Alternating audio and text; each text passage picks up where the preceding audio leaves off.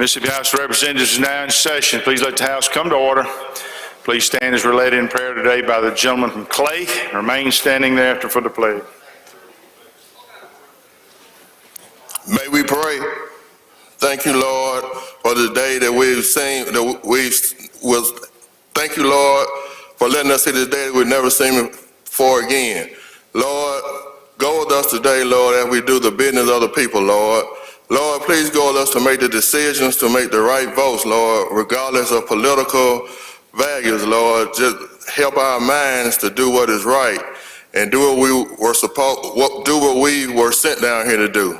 Lord, please go with all of us, Lord, and help us to grow, Lord, to make Mississippi the best state in all the United States. Lord, and these are blessed I ask in your Son, Jesus' name, amen. Will you join me in the pledge? Attention, salute, pledge.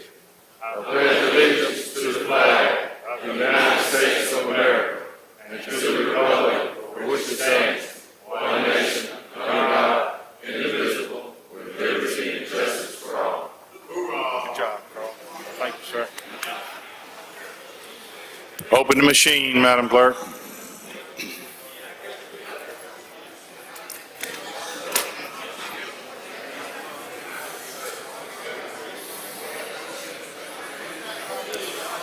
Has everyone voted? Has everyone voted? Close the machine, Madam Clerk. There's a quorum present, Mr. Speaker. Thank you, Mr. Clerk. We'll have the reading of the journal. Gentleman from Rankin moves we dispense with the reading of the journal. All in favor say aye. Opposed, nay. The ayes have it. Report of select committees. We have none, Mr. Report of standing committee. We have reports on the counter, Mr. Speaker. Thank you, Mr. Clerk. Introductions of bills and constitutional amendments. Gentleman from Marion, Mr. Morgan. Thank you, Mr. Speaker. I ask unanimous consent to dispense with the reading of the introduction. Is there objection? Hearing none, we will do that. Resolutions, petitions, memorials, and other papers. We have none, Mr. Speaker. Thank you, Mr. Clerk. At this time, we'll have the introductions of guests and visitors. Gentleman from Perry, Mr. Gooden. Introduction, sir. Today, I have Mr. Will Wyndham here from Perry County. He's in the first year of the Mississippi Rural Physicians Program. It's a 4-year program. He's in his first year. He's going to be one of our future doctors of the day. Would you please make him feel welcome? And they're telling me that folks, that this program is not fully funded. Some of it's having to come out of their pockets. So if we could help them out, I know they would. They're up here. They're here today. They got goodies for you downstairs. Great folks, and a great program for those folks coming from rural Mississippi. And Will was actually my student. I was a VOTEC director in Perry County, and Will was there, and he's done a great job, completed his degree at William Carey, and I am so, so, so proud of him. Thank y'all.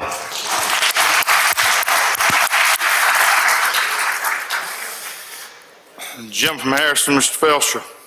Speaker, I have 2 introductions, please.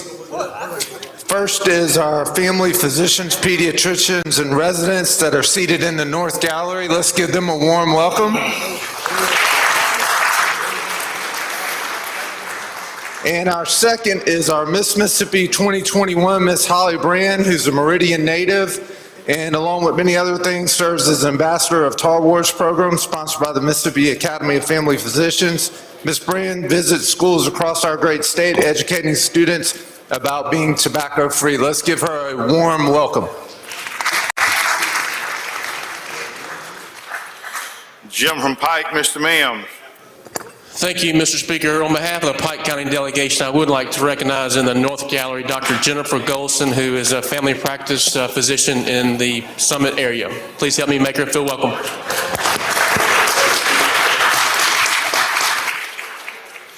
Jim from Sunflower, Mr. Anthony.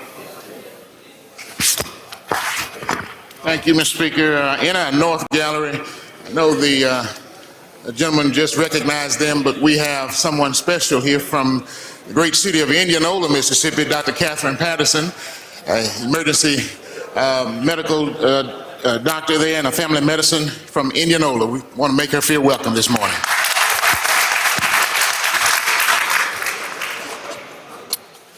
Any other introductions? I don't see any. We do have a special guest to be introduced today, ladies and gentlemen. Who's not here just yet, according to Madam Clerk. All right, we will get back to that. We will go to the calendar then. Motion to reconsider calendar. Gentleman from Montgomery, Mr. Oliver. Thank you, Mr. Speaker. Item number 7, House Bill 1408, move to table. Those opposed have 5 minutes. Any opposed? I don't see any. Oh, I'm sorry, there is one. One opposed. Yeah, those opposed have 5 minutes. Gentleman from Greenville, Washington. Item number 7. Mic on. Ladies and gentlemen, I take a stand and speak against the motion to table because the gentleman from Humphreys County was asked to introduce a bill to do a special supplement for the sheriff of just one county, Humphreys County.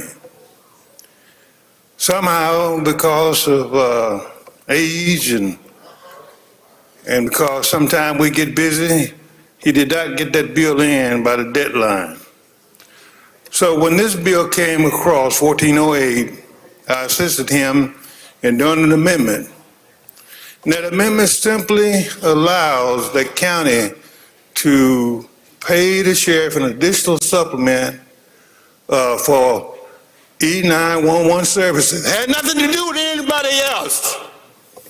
And I went to the chairman of the vice chairman of that committee. And he was very cold to me because he did not like it and did not want it. Well, I'm telling him that we represent people that ought to have some respect in this state. It ain't about personality, sir.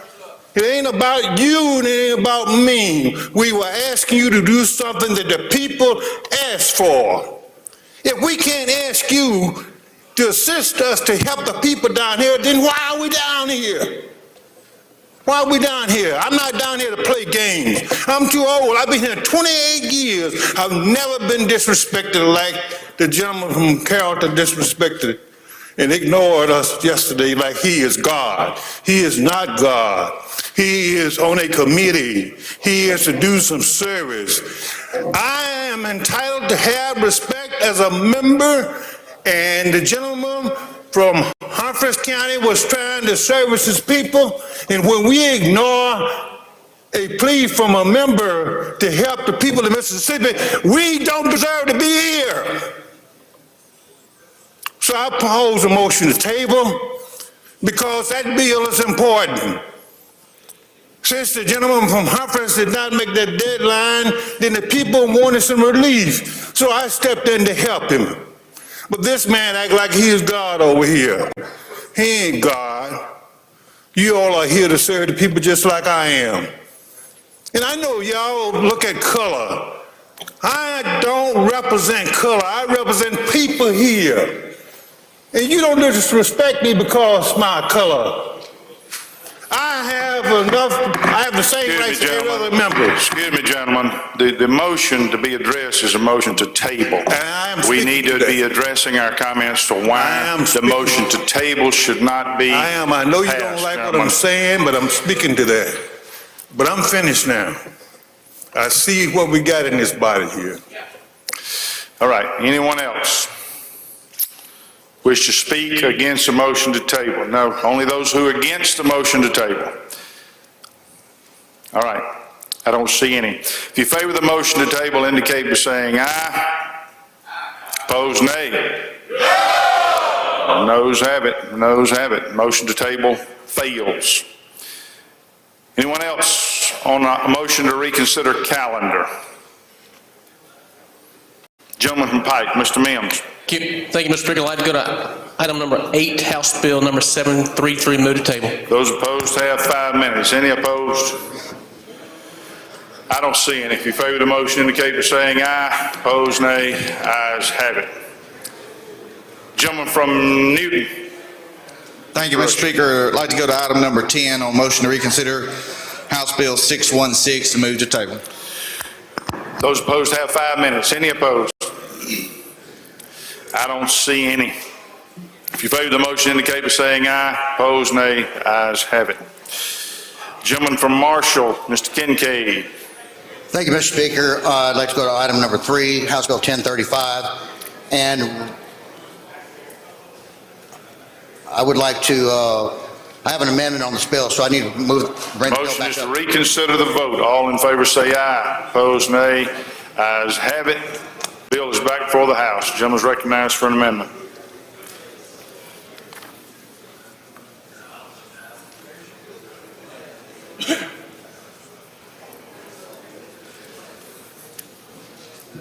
Thank you, ladies and gentlemen. Real quick, this is on our Deer Velvet bill we passed last week. Looking at the amendment that we passed, there was some clarifying language that wasn't there. I'm going to read the amendment. Amend on line 18 by inserting the following after the period. The special season shall be open on private lands in any wildlife management areas as deemed appropriate by the department. Only bucks that meet the antler criteria for the respective deer management unit may be harvested. That is the explanation of the amendment. Questions on the amendment? I don't see any. If you favor the amendment, indicate by saying aye. Opposed, nay. Ayes have it. Anything further on the bill? Gentleman from Washington has a question. Do you yield for a question? Absolutely. Gentleman from Washington, Mr. Hines, for a question. Thank you, Mr. Speaker. Gentlemen, Yes, sir. Gentlemen, I received a phone call late Saturday evening, and I don't do much hunting. I do just enough to say I can hunt. Deer season is past, Yes, I agree with you. And the request was, why doesn't the northern part of the state have an extended deer season like the southern part of the state? Is that something we can look at? We do have an extended deer season in the northeastern part of the state. So it has been? Yes, sir. It has been adjusted. Okay, well, I was not. And so is our harvest limit. It's been extended. All right, well, thank you, gentlemen. Yes, sir. Any further questions on the bill? Gentleman from Soto, Mr. Hopkins. Thank you, Mr. Speaker. I guess my light's not working. I'm sorry, what? I guess my light's not working. It just popped up, gentlemen. Okay, all right. Gentleman, yield. Is your light working? I guess it's working now.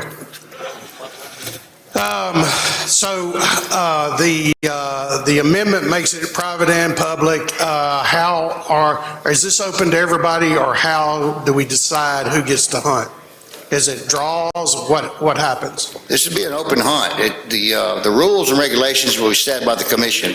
So you'll buy a permit from the commission, and they'll set those rules and regulations. But this will be on public property, private property, WMAs where deemed appropriate. Okay, so there won't be a limited hunt. Yes, it will be a limited hunt. It will be a limited hunt.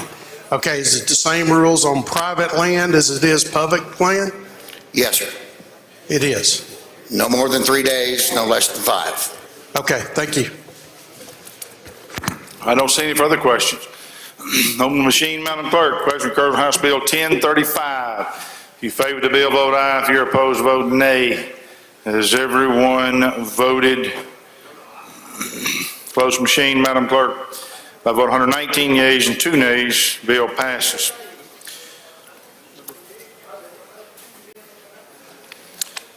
Back to the motion to reconsider calendar. Any other chairman have an item here?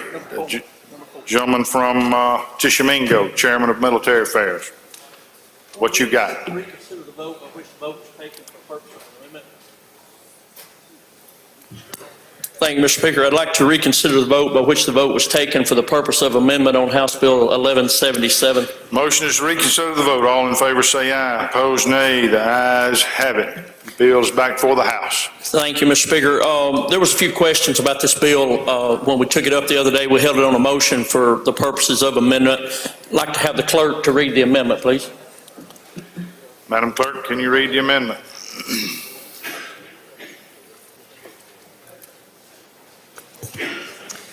Amendment number 1 by Representative Carpenter and Weathersby.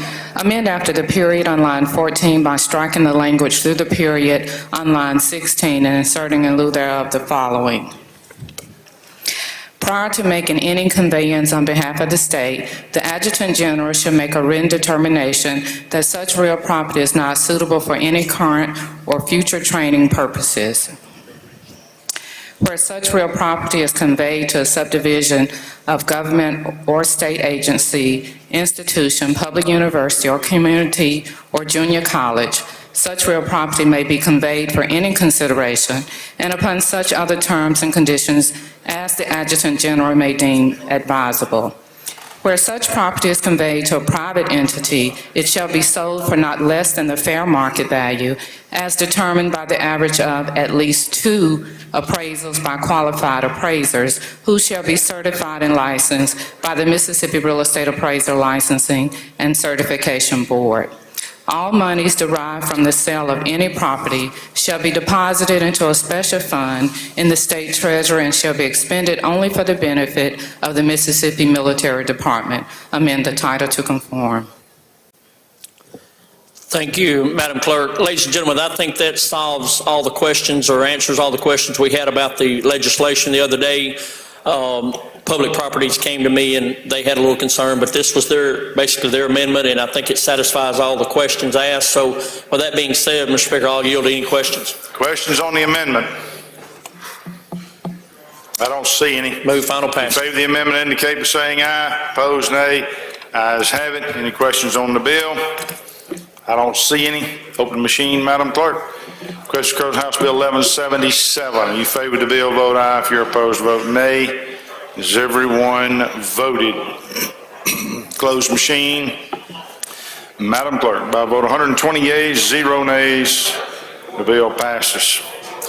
Any other chairman have an item on the motion to reconsider calendar? Okay. I don't see any. Ladies and gentlemen, I'm informed that our special guest has arrived.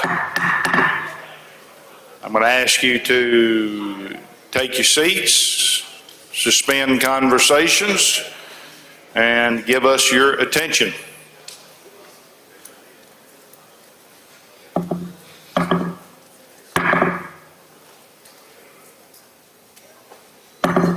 Thank you. I'm going to recognize the gentleman from Walthall, Chairman Pygott, to introduce our special guest. I'm going to ask Sergeant Arms to bring the special guest forward.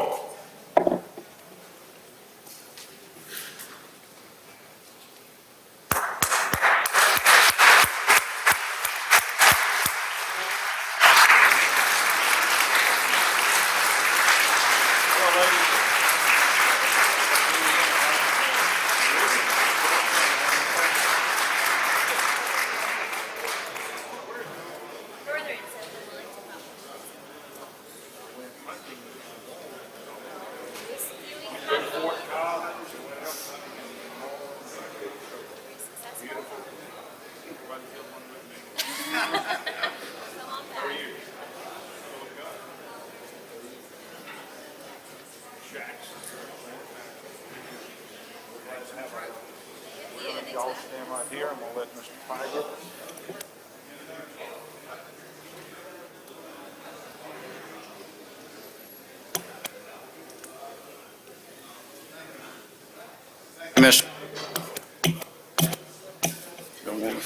Thank you, Mr. Speaker.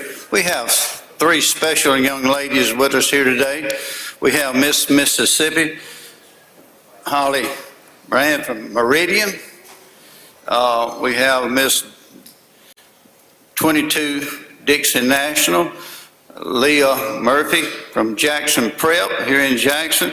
She's a member of the Rankin County 4-H. And then we have Miss Rodeo America, Miss Haley Ferguson of Colorado. And we have a resolution for Miss Rodeo America. Madam Clerk, could you read portions? Whereas on December 5th, 2021, Colorado's Haley Fredrickson was crowned Miss Rodeo America 2022 at the South Point Hotel in Las Vegas, Nevada. And whereas with family roots in ranching, Haley earned a Bachelor of Science degree in Animal Science with a minor in Agricultural Business from Colorado State University. Whereas whereas Haley is the daughter of Trevin and Megan Fredrickson, who enjoys riding horses, barrel racing, breakaway roping, and dancing, represented the Centennial State as Miss Rodeo Colorado 2020-2021. And whereas upon completion of her reign as Miss Rodeo America 2022, Miss Fredrickson plans to pursue a master's degree in agricultural communication and use her ambition and passion to continue her work as an advocate. And whereas it is the policy of the House of Representatives to recognize and honor fine individuals such as Miss Haley Fredrickson, a young woman who exudes poise, class, and a tender heart, and serves as an asset and wonderful role model to young girls throughout the nation with her attitude, determination, and professionalism. Now, therefore, be resolved by the House of Representatives of the State of Mississippi that we commend and congratulate Ms. Haley Fredrickson upon being crowned Miss Rodeo America 2022, welcome her to the State of Mississippi during the 2022 Dixie National Rodeo, and express deepest wishes for her continued success during her reign as well as in all of her future endeavors.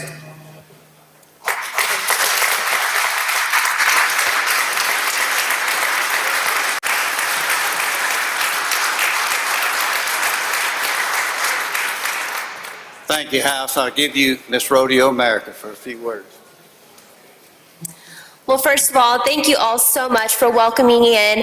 I know why you all are known as the hospitality state. I'm so excited to be here in Mississippi for my very first time and here at the Dixie National Rodeo. And I encourage you all to attend and enjoy the amazing rodeo that the Dixie National has to offer. Thank you so much again for welcoming me, and I hope to see you all at the rodeo.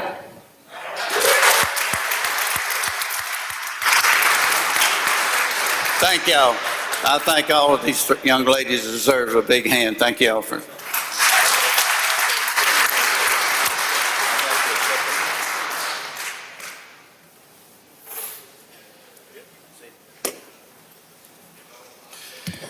Give us just a few minutes to take a few pictures.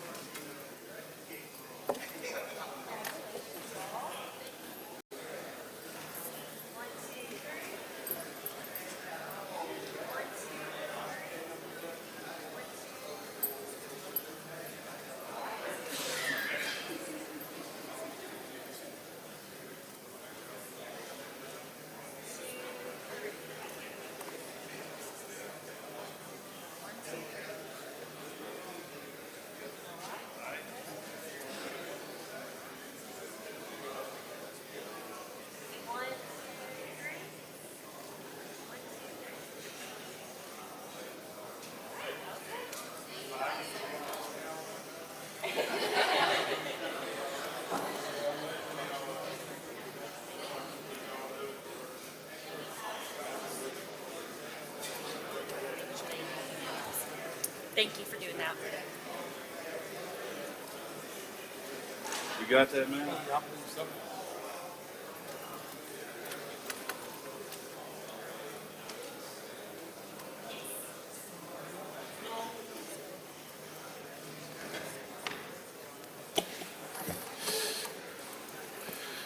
All right, we will return to the calendar. Motion to reconsider. Anyone have another item here? I don't see any. We were now down to the appropriations calendar. Pass. Ways and Means, pass. Laid on the table calendar. Okay. I don't see anyone there. Gentleman apprentice, Mr. Turner, what purpose you seek recognition? He passes. Brings us down to the general calendar, ladies and gentlemen. Item number 1, Judd B.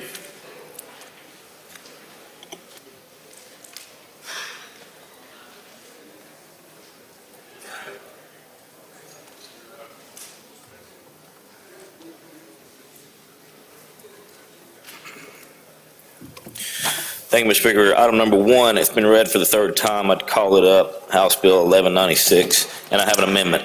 All right, you're recognized for your amendment. Ladies and gentlemen, this is the Fresh Start Act that we passed in years past. The amendment, the bill, as you can see from the short title, included barbers, nurses, and social workers. The amendment takes nurses out. Reason is because they have an interstate compact, I believe, that they have to work through. So the nurses are removed. We also remove, under the 19 disqualifying laws, we also add in sex offenders and violent crimes. So what that means basically is that the Board of Barbers and the Board of Social Work can use the fact that someone is a sex offender and or a violent offender not to grant them a license. So that's an explanation of the amendment and the bill, basically. Questions on the amendment? I don't see any. If you favor the amendment, indicate by saying aye. Opposed, nay. Ayes have it. Questions on the bill? Lady from Pearl River, Ms. Wills. Gentlemen, will you yield? Yes, ma'am. Gentlemen, is it true that this bill came out of committee allowing murderers, rapists, and sex offenders to get a license as a nurse, a social worker, or barber? And it passed the Senate last year 52-0 that same way. Okay, and can you give me a list of the felonies now that they can have and still be a social worker or a nurse? They can be sex offenders, they can be violent offenders, they can be armed robbers. Right now they have that discretion, and the Supreme Court of Mississippi has said as long as it doesn't relate to the offense, as long as it doesn't relate to the employment of which they're about to be hired, the fact that they're a felon shouldn't disbar them from being licensed. So, in other words, we're tightening it up a little bit because we're giving the board the discretion to disqualify them based on this. So you're saying now we're going to let someone... They have full discretion now if someone's a violent offender and that offender does not, and that offense does not relate to the job of which they're applying for, yes, the board can give them an opportunity to be licensed.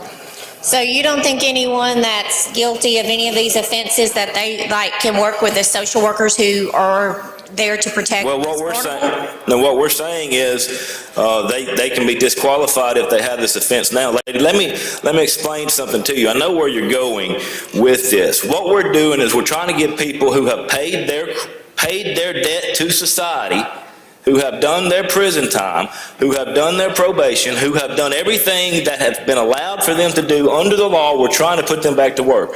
We passed a bill yesterday offering incentives to get nurses back because we're short of nurses. If you look around the state, everybody's short of jobs, all right? So we're trying to give these people an incentive to get back to work, all right? Let's assume you're right and these people don't need to go back to work. What's going to happen? Most of these people have a drug addiction. Most of them are alcoholics. They're going to get right back into that. Then they're going to recidivate, go right back to jail, and then we're going to have to pay that bill. So yes, I'm all for getting people to work. Gentlemen, I'm all for getting people back to work too, but sometimes our crimes have consequences, and I think putting sex offenders and murderers and rapists as social workers and those who are most vulnerable, when our primary role of government, one of our primary functions is to protect the public. No doubt. So sitting here as a body, when there's plenty of other occupations, I just think some crimes should disqualify you from certain positions. And the amendment allows the board to make that call. Some things should not even be an option, gentlemen. It's up to the board. We've expunged records. A lot of these things that can have these crimes do not even know because we've expunged Let me say something here. Since you've made this point, and I'm going to take a little bit of issue with it, okay? Since I've been chairman in 2020, we have passed 7 felonies in 2020. 7 new felonies, either creating a felony or exceeding and enhancing felonies. Since I've been chairman in 2021, we created 4 to 5 new felonies, putting people behind bars, being tough on them. This year, we streamlined the death penalty. This year, we created enhanced penalties for felony fleeing, and we've created other penalties. Since I've been chairman, we have not expanded the scope of expungement. That happened in the prior chairman, who is now the commissioner of agriculture, lady. What we've done and what I've maintained that I'm going to do is I'm going to protect those that are vulnerable, and that's what we've done. And we're going to be smart where we need to be smart and save the state money. Every Everybody does not need to go to jail, and everybody deserves a second chance when they paid their debt to society. Mr. Speaker, I move for final passage. All right, question now occurs on House Bill 1196. Open the machine, Madam Clerk. If you favor the bill, vote aye. If you're opposed, vote nay. Has everyone voted? Has everyone voted? Close the machine, Madam Clerk. By a vote of 103 yeas and 6 nays, the bill passes. Item 2, forestry. Thank you, Mr. Speaker. Item number 2, House Bill number 979. I'd like to call it up and make the usual motion. It's been read the third time. Gentlemen, you do have a committee substitute. Do you wish to adopt it? Yes, sir. Gentleman moves committee substitute be adopted for consideration of the original bill. All in favor say aye. Opposed, nay. The ayes have it. Chairman recognized. I'd like to have the clerk read the amendment, please. We're trying to clean this up just a little bit. Recognize the clerk to read the amendment. Amendment number 1 by Representative Morgan. Amend on lines 13 and 14 by striking before the close of the following business day and inserting in lieu thereof within 7 business days. Amend the title to conform. Thank you, Madam Clerk. Actually, what's happening with this bill, sometimes people get in a process where they're cutting timber, and they got a forester out there cutting timber for them, and they got a logger involved in it. And the logger says he gives the forester the sales tips from the scales, and the forester says he never received the scale slips. So the person on the property wound up got beat out of his timber. So I understand. This is my baby, and it's not mine. But what we're doing is our forester out there, he may have 4 or 5 crews running throughout a day, you know. He may have somewhere in essence of 100 miles apart, and he's not really able to get the scale tickets back to the landowner within a daily basis. So we've come along and gonna give him 7 days to try to get scale slips to the landowner where he can have proof that he had that amount of timber cut, and that's what he's supposed to be getting paid for. But the best thing to do is have a registered forester cutting your timber. I'm gonna just put this in there.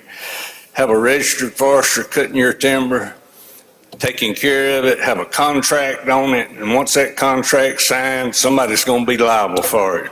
With that said, I'm gonna let you vote for any way you want to. I'd be glad to answer any question. Questions on the amendment? Gentleman from Lee, Mr. Walker.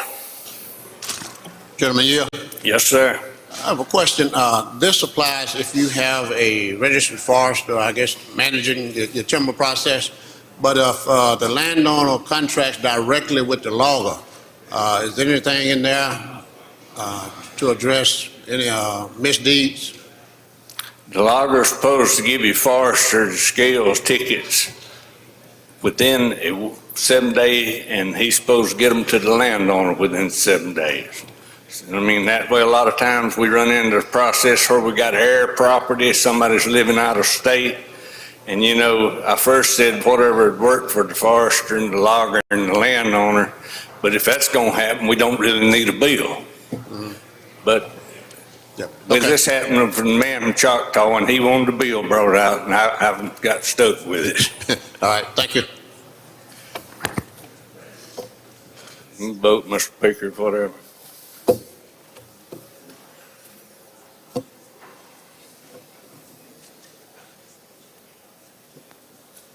Any further questions on the amendment? I don't see any. If you favor the amendment, indicate by saying aye.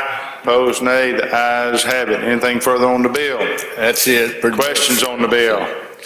I don't see any. Open the machine, Madam Clerk. Question occurred on House Bill 979. You favor the bill, vote aye. You're opposed, vote nay. Has everyone voted? Close the machine, Madam Clerk. By vote 112 yeas, 6 nays, bill passes. Next item, marine resources.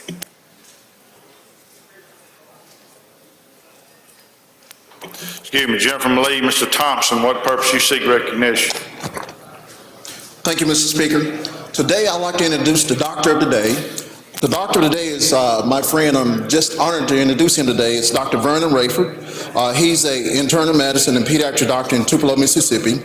And he also is a very great doctor because he does a lot of house calls. We have worked together on a lot of different occasions. And since the pandemic started and everything, he started Northeast Mississippi against COVID-19, where we go out and make sure that the underserved get the vaccination. So the House, let's give him a great welcome today, Dr. Vernon Rayford. Thank you.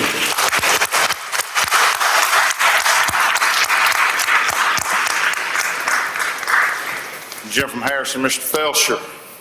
Mr. Speaker, I have an introduction out of order and then a request to retain items 3 through 8 on the calendar if there's no objections. You recognize for your introduction.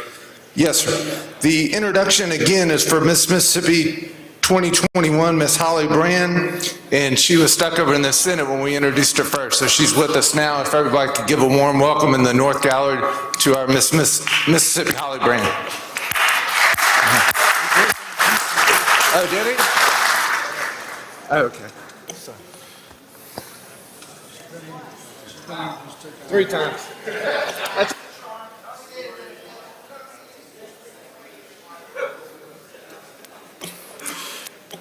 Any objection to allowing items 3 through 8 to retain their place? Hearing none, that brings us to item 9, transportation.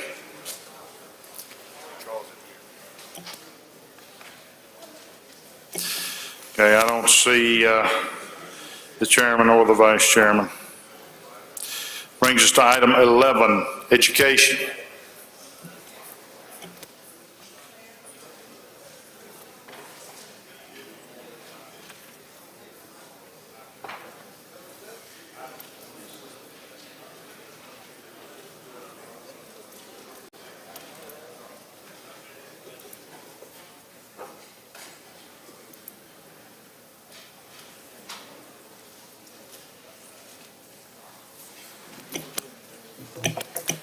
Thank you, Mr. Speaker. I'd like to call up House Bill 1312 and yield to the gentleman from Lamar, Representative McCarty. Handle the bill. You recognize, gentleman.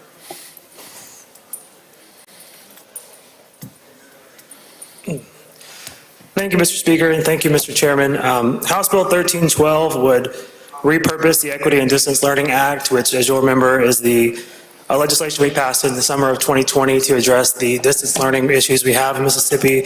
It gave devices and tablets and connectivity to all students in Mississippi. The revisions of this bill would just allow the program to be repurposed for the pending device refreshes that are going to be coming up in the next year or so.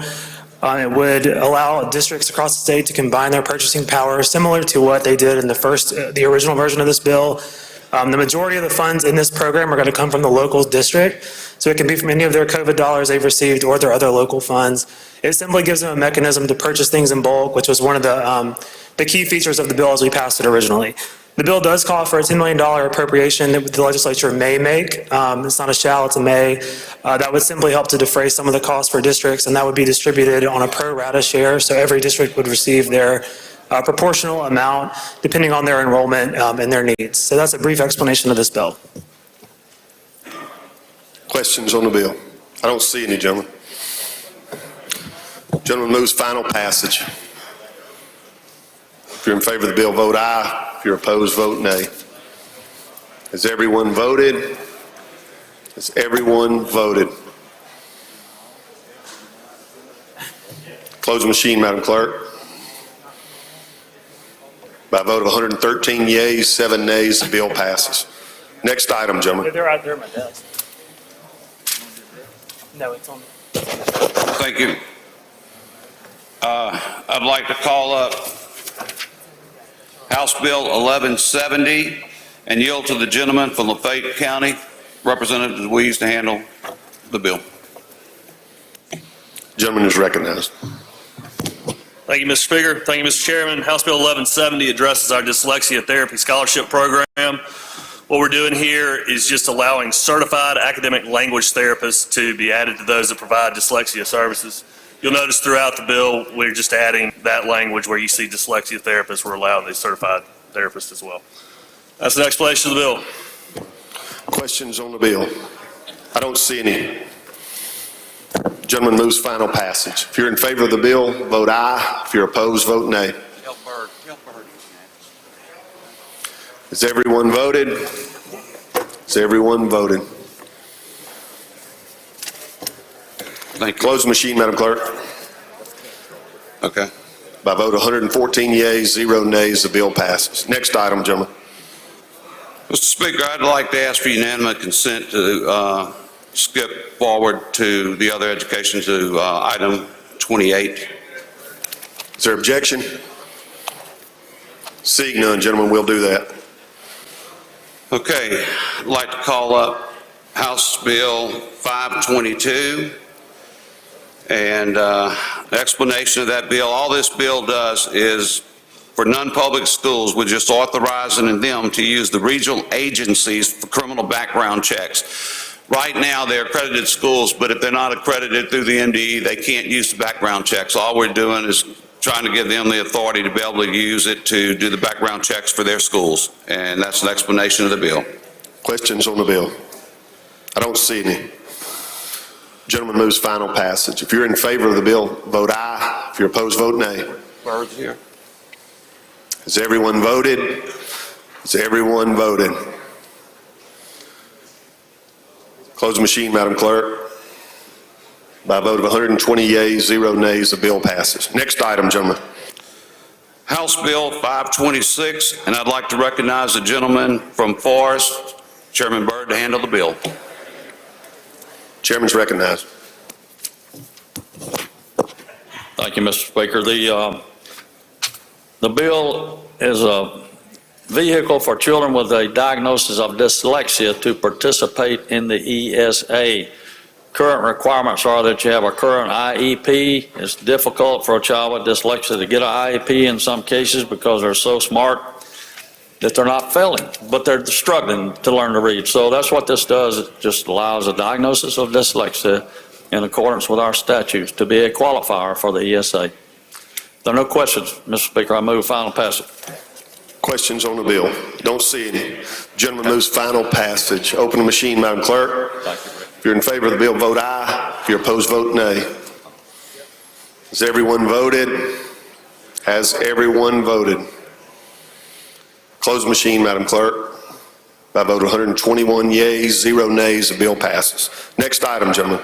Call up House Bill 591 and recognize the lady from Amit, Chairman Cockerham, to handle the bill. Lady, you're recognized. Thank you, Mr. Speaker. Ladies and gentlemen of the House, this is our Community Schools Bill, and this bill is just simply amending the District of Innovation statutes to expand the program to allow for community schools. And the community school is a traditional public school that partners with community-based programs to address mental health, physical health, academic needs. And also what House Bill 591 does is that when a District of Innovation status is granted, the Board of Education is going to allow low-performing districts that transition to community schools a three-year transition period before taking over that school. And that's an explanation of the bill, Mr. Speaker. I'll yield for any questions. Questions on the bill? Lady from Jones, Ms. Scott, for what purpose? I'd like to ask the lady a question. You're recognized. Lady, on line 118, where it's talking about the low-performing schools or school districts being provided a 3-year transition, is this community, are they being given a preference to participate in this program? Since this sounds like, to me, the proposal that the Black Caucus has been putting forward, where it talks about a wraparound program where you bring all services to the school. We're trying to bring all services to the school. You're exactly right, and get the community involved. This is the bill that we've been passing for about maybe the last, I want to say since 2020, lady from Jones. And what we're trying to do, what the Department of Education is saying, is that if you are transitioning, then we want to give you a 3-year period so that you can get acclimated and make sure, and I don't want to use the word word punishment, but make sure that there is some collaboration between the school district and that community school so they can evaluate the progress and where there are needs, just make sure that there is a partnership between the Department of Education and the school district to make sure that it's a success, lady. Okay, and so I guess my question to you again is, with these low-performing schools, and you see the goals that are articulated in this bill, where it's talking about community engagement, and getting the parents involved, increasing making the curriculum much stronger. Much stronger, you're exactly right. Yes, and having counselors to talk about housing, transportation, nutrition. That is what the Motivating Parents and Children Act that the Black Caucus has been promoting for many years does. So, is this bill targeted towards these school districts that are low performing who really would benefit from this kind of intervention? Or is this available to just, you know, if I got a great school district, all this does is make my school district even better? So it is targeting low-performance school districts. You're right, lady, but I think the main goal is to make sure if there is a school district that wants to have a community school, then that school district can avail itself of this particular statute as well, this legislation. But it is geared towards and making sure that low-performing school districts, if they want and they have a community partner that's able to come in, you'll see, you've read the legislation, obviously, so you see a little bit further down where we talk about how if the school is not prevented from, the community school, if there is a partner that wants to give gifts to the school financially, they're able to do that. And that leans toward what you just said regarding a low-performing school district, because as you know, sometimes there's just not the finances to accomplish what needs to be accomplished. But to answer your question, yes, low-performing school districts in certain counties, yes, sometimes as we've seen throughout the nation where there are community schools, they are in low-performing school districts. Okay, and let me ask you this, lady. If I have a low-performing school and I want to participate in this particular program, does the state of Mississippi allow my school district to utilize the services that could be provided by DHS, services that could be provided by the Department of Health, by the Department of Mental Health? In essence, can that low-performing school district tap into the services that we already offer as the state and then wrap them around this program and then provide all of that they would need through state resources? So I was looking through the definitions, lady, because as you see in section 1, you have all of the definitions. Without naming any particular community partners specifically, I mean, I'll be happy to do that after, sometimes later in the day, but you very well know, because you know these statutes and these laws like the back of your hand, obviously, and you also know the different state amenities that we have. So getting to your question, lady, I would think that without this legislation, if you needed DHS, if you needed CPS, that you could already contact them, and if DHS, CPS, or any other state agency needed to get involved, they could do that based on their statutory realm of authority. But they don't, lady, not in the schools. You know, say for instance, Child Protective Services, you know, that's a different thing in the schools.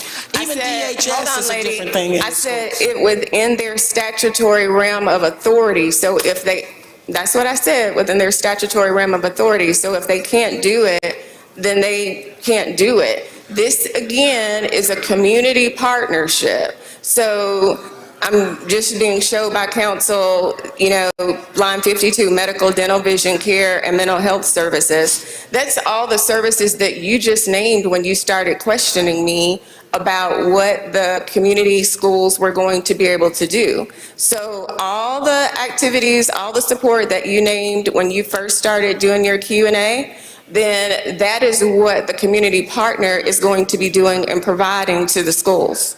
But not a state agency. Okay, but do you envision that a low-performing school district that has very, very few resources available to them would be able to have a community partner that could bring this type of services to bear?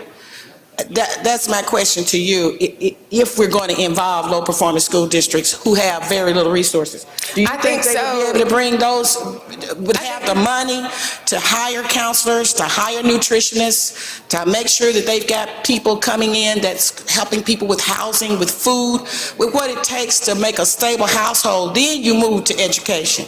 Do you think that a low-performing school district with a low tax base has the money to do 54 and 55? Again, that's the community partner. And so, lady, there are community partners already for the last 2 years, I know, that are willing to come in if this legislation passes to partner with a school district. So the answer to your question is an emphatic yes. I know that there are community partners that are readily available to do this. We just need to get the legislation passed. Okay, lady, well, if this bill should go to conference, if the Senate should take this up and make a change of some kind, I certainly hope that the Education Committee would look at the Motivating Parents and Children proposal and how they're talking about the funding mechanism and how that would help districts that are low performing with minimal resources to be able to participate in something like this. It would be going through DHS and through the agencies that have already been funded. But if the legislature spoke and said, they would say they would have to commit some of those resources to a Holmes County and to all of these districts that they've taken over and have had 10 and 11 years down the Department of Education and haven't been able to do anything to make any change. I think this is a good concept. This is what we've been advocating for a long time. But we have to understand that poor districts, poor cities, poor counties, they don't have any partners that's going to come in and fund these kinds of needs, counselors, nutritionists, and those kinds of things. That's my only thing. And I hope that you would. I'm for the bill. I hope that you will help us to see if we can, if the Senate does take this bill up and make some changes, try to put some language in there to compel the state to go in and help these low-performing districts. Well, lady, working with the chairman of education, I'll be happy to take a look at that proposal and the legislation that's been put forward. I can tell you that over the last few years, the state of Mississippi, with respect to education, you know that there have been some improvements in our education system and the results for our students. And so I think this piece of legislation has gotten some traction, even though it hasn't passed. We've been passing it in the House for the last, 2 years. If prayerfully it'll get the support, we can pass it in a few minutes. But there are community partners who are willing to partner with low-performing school districts. And I appreciate you mentioning the proposal that the Black Caucus put forward, and I'll get with the chairman of education. Thank you, lady. You're welcome, lady. I appreciate it. Gentleman from Washington, Mr. Hines, for what purpose? Question, Mr. Speaker. You recognize. Does the gentlelady yield? I do. Gentlelady, I'm under the impression that there are already collaborations taking place in some of these districts with low-performing schools, especially with the collaboration with pre-K and Head Start and stuff like that. How are they functioning now? It's my understanding that they're functioning well, the ones that I am aware of. And my only concern about that, gentlemen, though, is that I think it needs to be expanded. And so I think with the passage of legislation by both bodies, it will help. The questioning from the lady from Jones was very, very important because I think it highlighted the need to have partners. And your question reinforces that, but as you said, it's only through pre-K through a certain amount. Usually in the lower levels of the school districts, it's not for for instance, middle school or high school. But I think that needs to be expanded. So gentlelady, would you consider using some verbiage such as shall rather than may to ensure that these school districts will find those partners and those partners work to ensure that there are healthier students during this process. I'm just asking as you go along through the process that we'll have some more dialogue in regards to just trying to, I've been made aware that some school districts will not participate, and so it's leading a void. That's why I asked for the word shall. I will, gentlemen. I'll consider it as it moves through the process. Thank you. Don't see any further questions. Lady moves final passage on the bill. If you're in favor of the bill, open the machine, Madam Clerk. If you're in favor of the bill, vote aye. If you're opposed, vote nay. Has everyone voted? Has everyone voted? Close the machine, Madam Clerk. By a vote of 114 yeas, 5 nays, the bill passes. Next item, gentlemen. I'd like to call up item 31, House Bill 818, and adopt the committee sub. Gentleman moves the committee sub be adopted for consideration in lieu of the original bill. All those in favor say aye. Opposed, no. The ayes have it. Gentlemen, we're on the committee sub.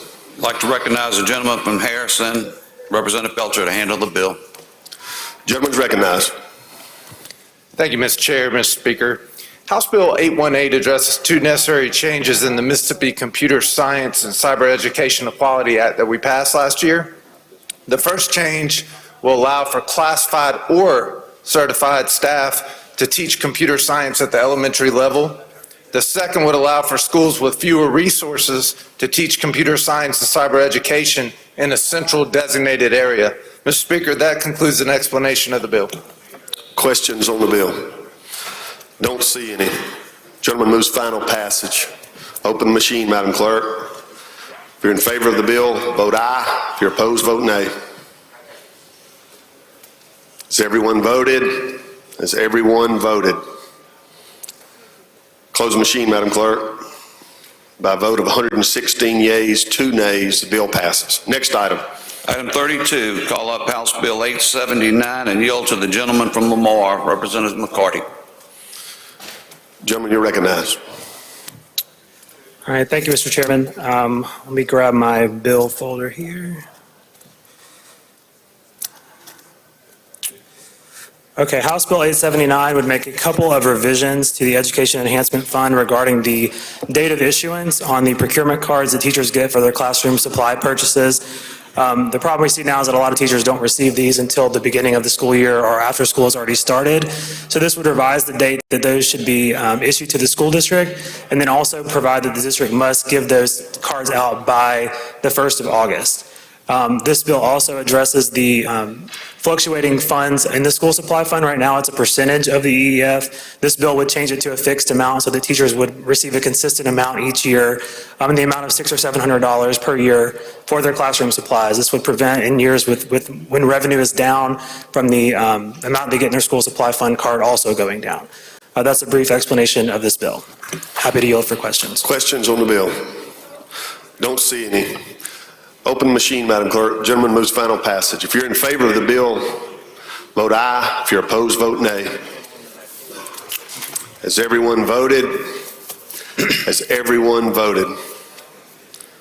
Close the machine, Madam Clerk. By a vote of 120 yeas, 0 nays, the bill passes. Next item, gentlemen. I would like to call up House Bill 881.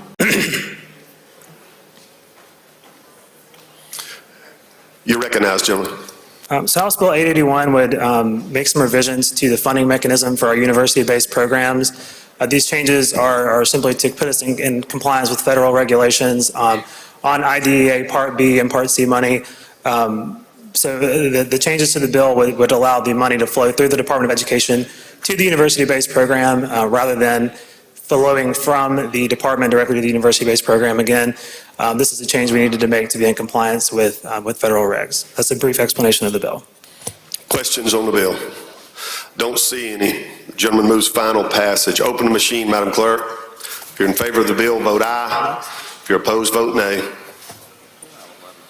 Has everyone voted? Has everyone voted? Close the machine, Madam Clerk. By a vote of 120 yeas, 0 nays, the bill passes. Next item, gentlemen. I'd like to skip item 34 and let it hold its position on the calendar. Is there objection? I don't see any, gentlemen. Then I'm going to skip over 35 completely and go to item 36, call up House Bill 1168. And what this bill does is it puts gifted classes back in grades 7th and 8th. Years ago, we dropped it because of restraints on the budget, and then last year, we passed it out of the House, but then because of the pandemic and all, we left a little early and the Senate didn't pass it. So this is the bill of just putting gifted back into 7th and 8th grade schools. And that's an explanation of the bill. Questions on the bill? I don't see any. Gentleman moves final passage. Open machine, Madam Clerk. If you're in favor of the bill, vote aye. If you're opposed, vote nay. Has everyone voted? Has everyone voted? Close the machine, Madam Clerk. By a vote of 119 yeas, 0 nays, the bill passes. Next item, gentlemen. Call up item 37, House Bill 1173, and I'd like to yield to the gentleman from Lamar, Representative McCarty, to handle the bill. Gentleman from Lamar, you're recognized. All right, thank you, Mr. Speaker.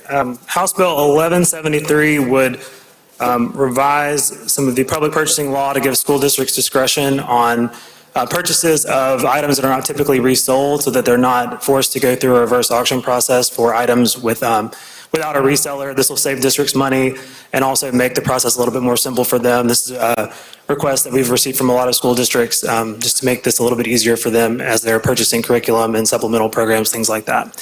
That's a brief explanation of the bill. Questions on the bill? Don't see any, gentlemen.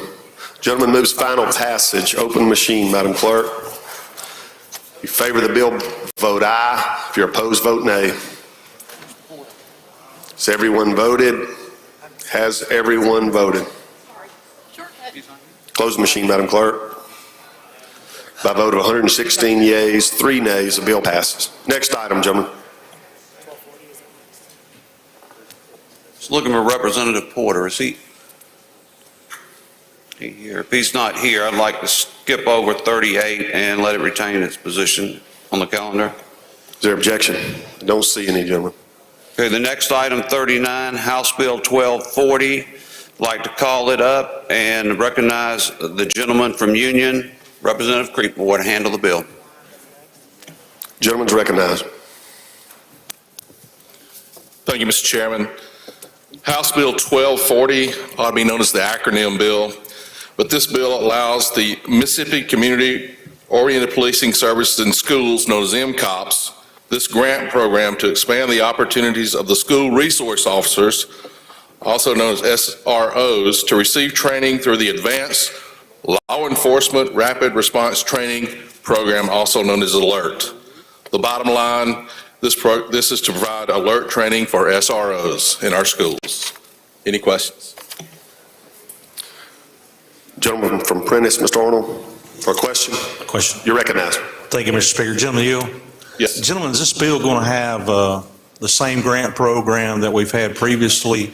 And is the dollar amount going to be the same or more? Or It's the same program. is the dollar amount going to be the same as the last year? Yes, sir. Okay, thank you. Lady from Jones, Ms. Scott.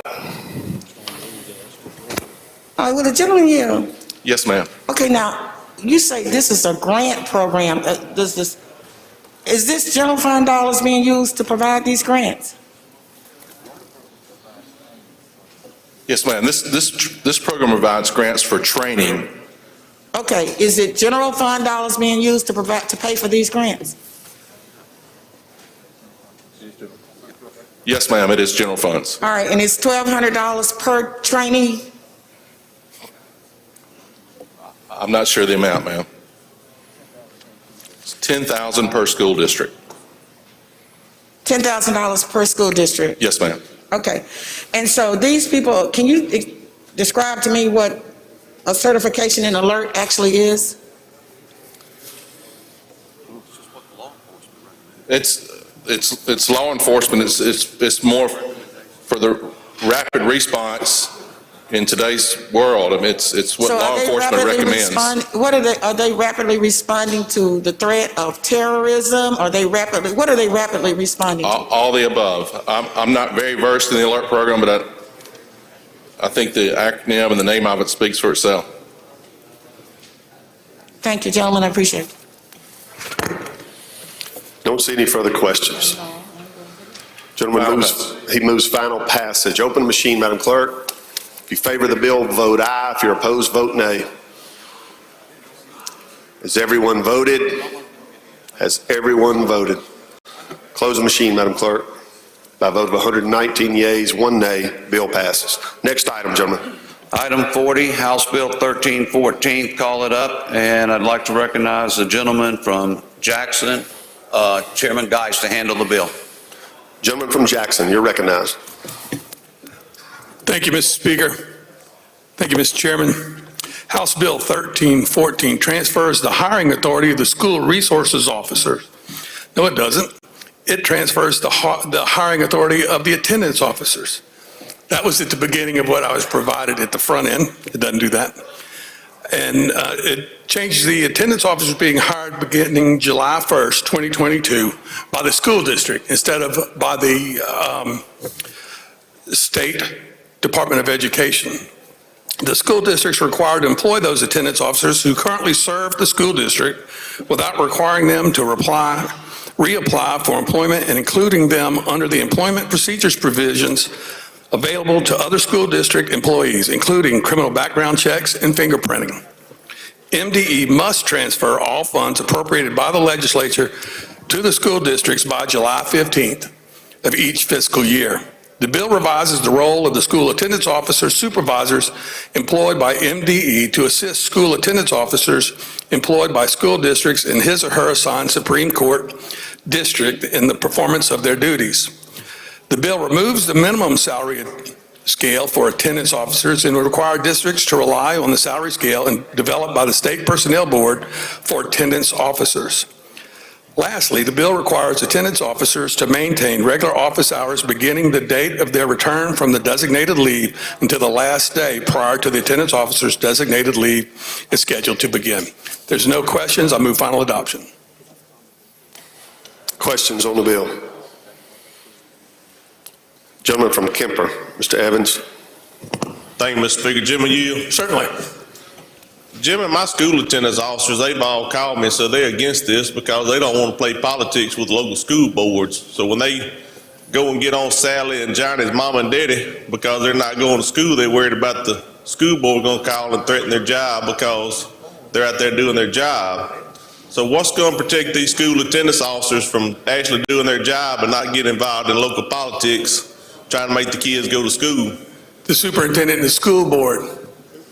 Well, they're the ones that's going to play the politics. I'm not aware of them playing politics. They have the children's best interests at heart. You don't understand local politics back home? We don't have that problem back home where I live. We have an excellent performing school district. I got you. Well, just say you got a star football player that's missed too many days of school and the coach wants him to play. And he goes to the school board and says, look, we got to have the football player. What's going to protect these school attendance officers? Isn't that a violation under the current code? Not that I know of. This is about parents' rights, sir, through the school board. What's the school attendance officer got to do with parents' rights through the school board? If they disagree, their recourse is through the school board. All right. Well, I'm against it. I ain't found nobody that wants it yet. None of my school attendance officers want it, so I just wonder. Thank you. All right, thank you. Gentleman from Clark, Mr. Smith, what purpose? You're recognized. Excuse me, sir, it's an introduction out of order. You're recognized. South Gallery. I have with me AT&T sponsor, Mr. C.D. Smith and Mr. Gunner Gold. Thank y'all for coming.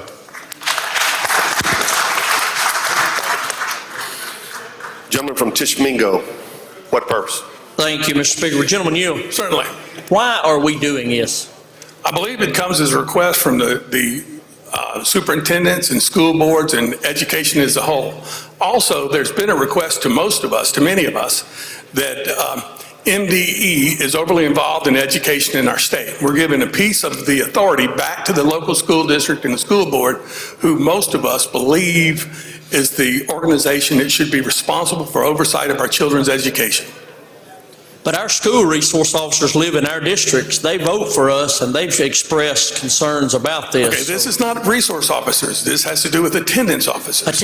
I'm sorry, I misquoted. Attendance officers have reached out to us, and they're against this. So I just asked why we're doing this. Okay. Because the school leadership is asking for it. All right, thanks, sir. Gentleman from Bolivar, Mr. Sanders. Thank you, Mr. Speaker. Mr. Chairman. Yes, sir. Yeah. Certainly. I too rose to express the exact sentiments of my other colleagues who have a concern, and some of the school attendance officers that's having this taken in place back to the district. They have a great concern. I'm having trouble hearing the gentleman, sir. I said some of them, the school attendance officers have a great concern about this bill.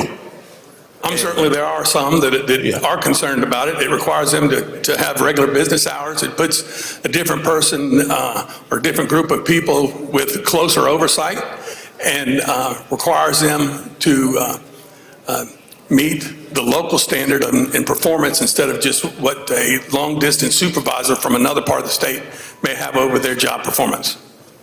Okay. How would this affect the school attendance officer's salary? How would that? They have an opportunity to get a increase, because if you're an employee of the state, then you just get what the state money is.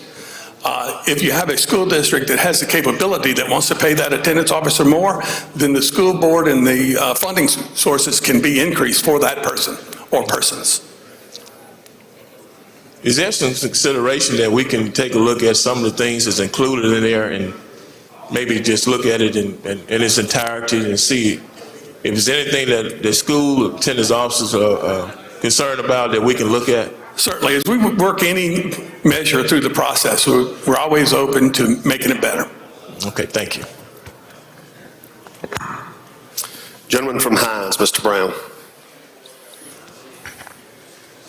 Thank you so much, Mr. Speaker. Gentleman yield? Certainly.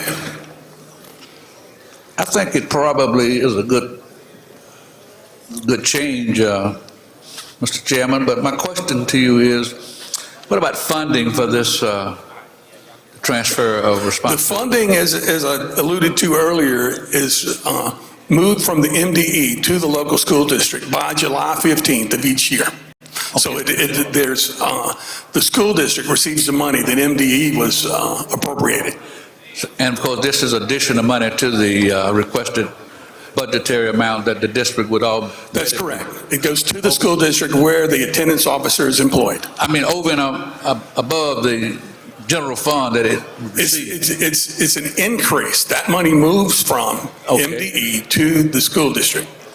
All right, and the other thing is, will these attendance officers be stationed in the schools, or where, in the district office, or just where? I believe that's set by the local school board where their physical office is, but the bill does require them to maintain office hours and be available. Even it also requires them to be available to return emails or look at emails and communications from the school district during their off period, so they're abreast of what's taking place in their local district. Thank you, gentlemen. Lady from Lincoln, Ms. Curry. Thank you, Mr. Speaker. Will the gentleman yield? Certainly. So my understanding from school superintendents is that they want to have a local boss because the attendance officers who are complaining that they don't want this are not showing up for work. Am I correct? That's a possibility. It's been reported to me that there are some attendance officers that were doing just enough work to be compliant with their regional supervisor, but not really meeting the needs of what the school administration was hoping to achieve in attendance. And what our hopes are is that we make sure children are in school. Yes, ma'am. And this bill would solve all of those problems. And our officers, just like we're expected to be at work, they're expected to be to work, to do their job, to make sure our students are in school. I think it goes a long way to helping. I don't know that we can solve all problems with one action, but certainly it goes a long way to improving the situation. Good bill. Thank you, sir.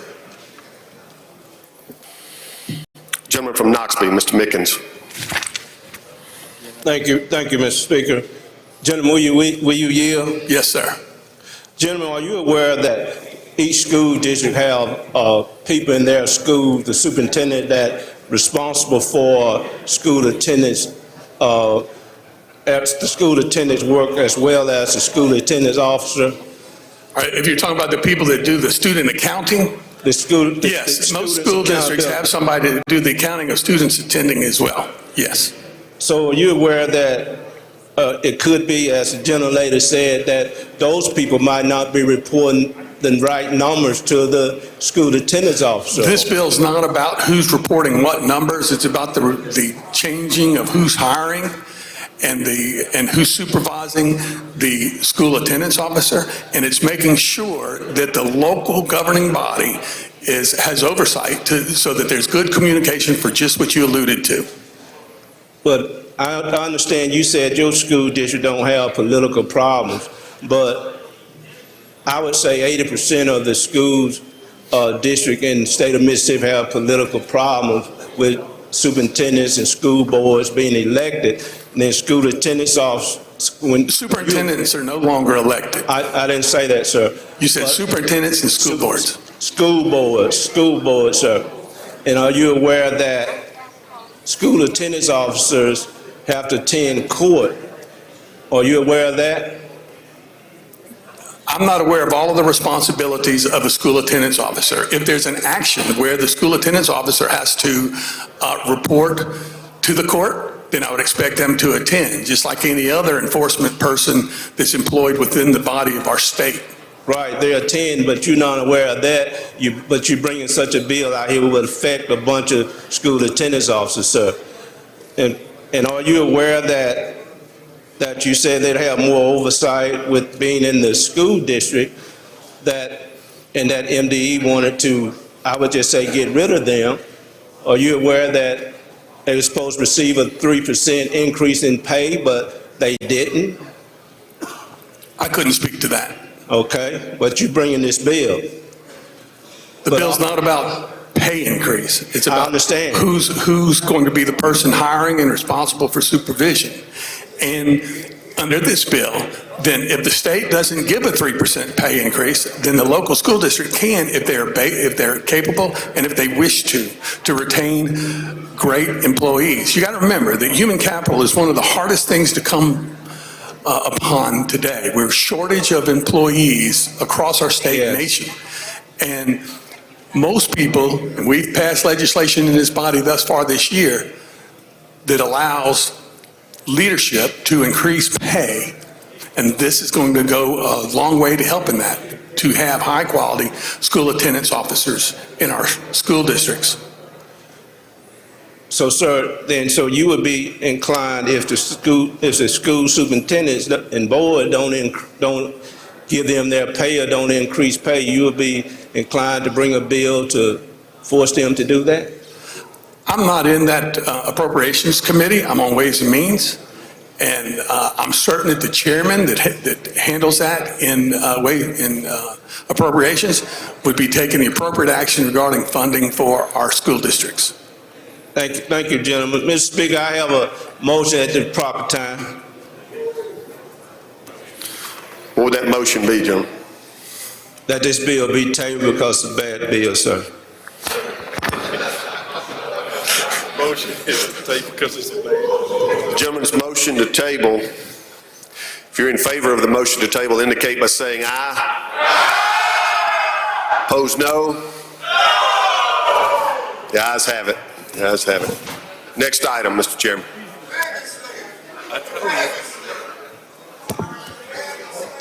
Next item is item 41, House Bill 1340, and I'd like to recognize the gentleman from Lamar, Representative McCarty, to handle the bill.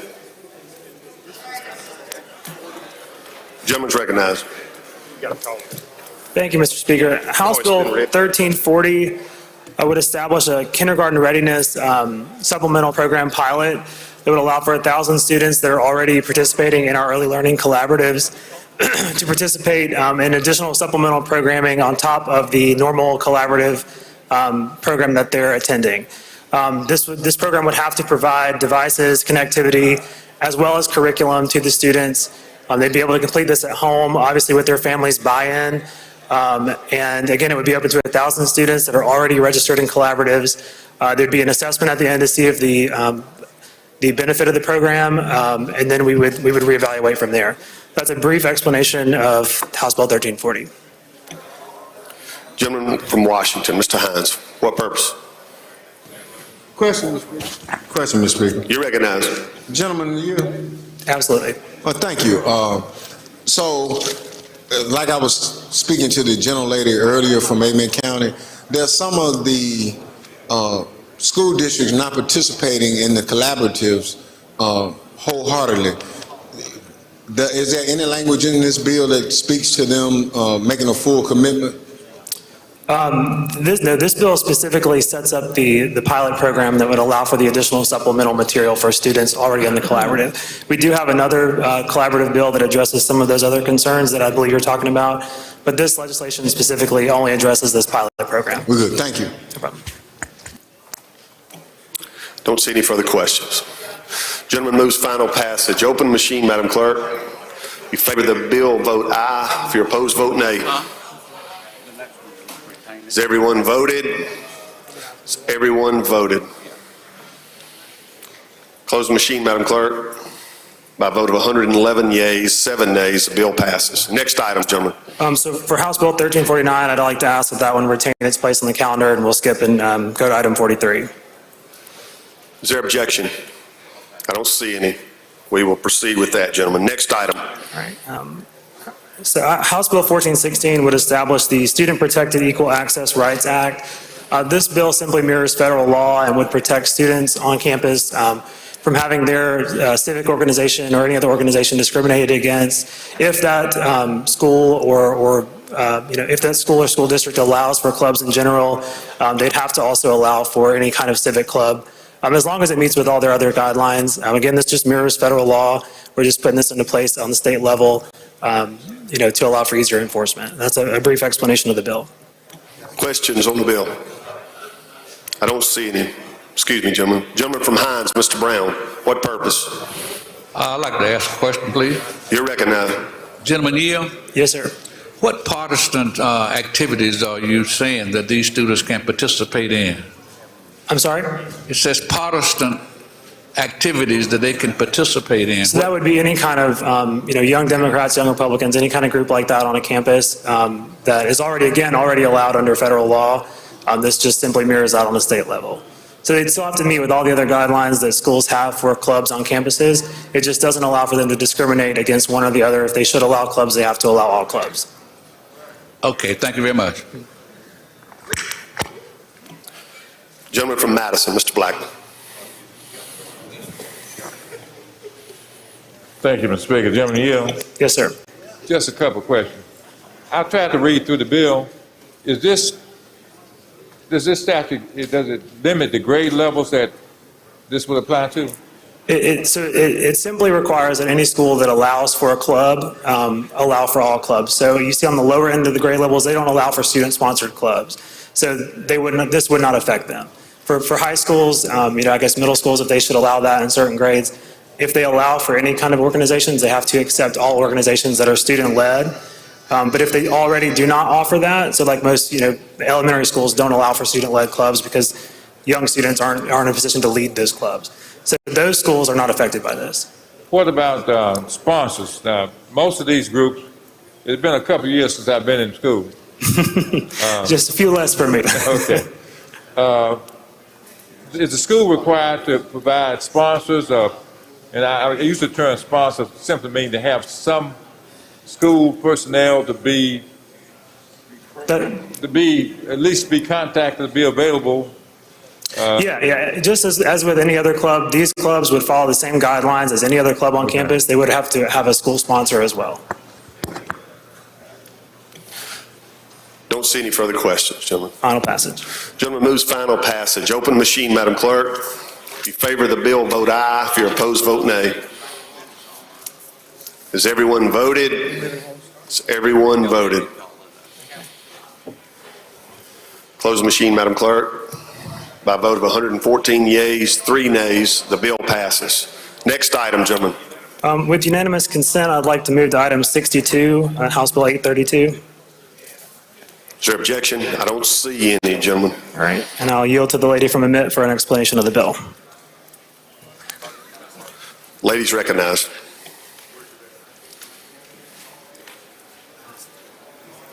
Mr. Speaker, ladies and gentlemen of the House, this is the Mental Awareness Program for Schools Act, and what it's seeking to do is to provide schools with assistance to address the types of events and implementations of mental disturbances, and also provide schools with additional manpower resources for mental health service providers.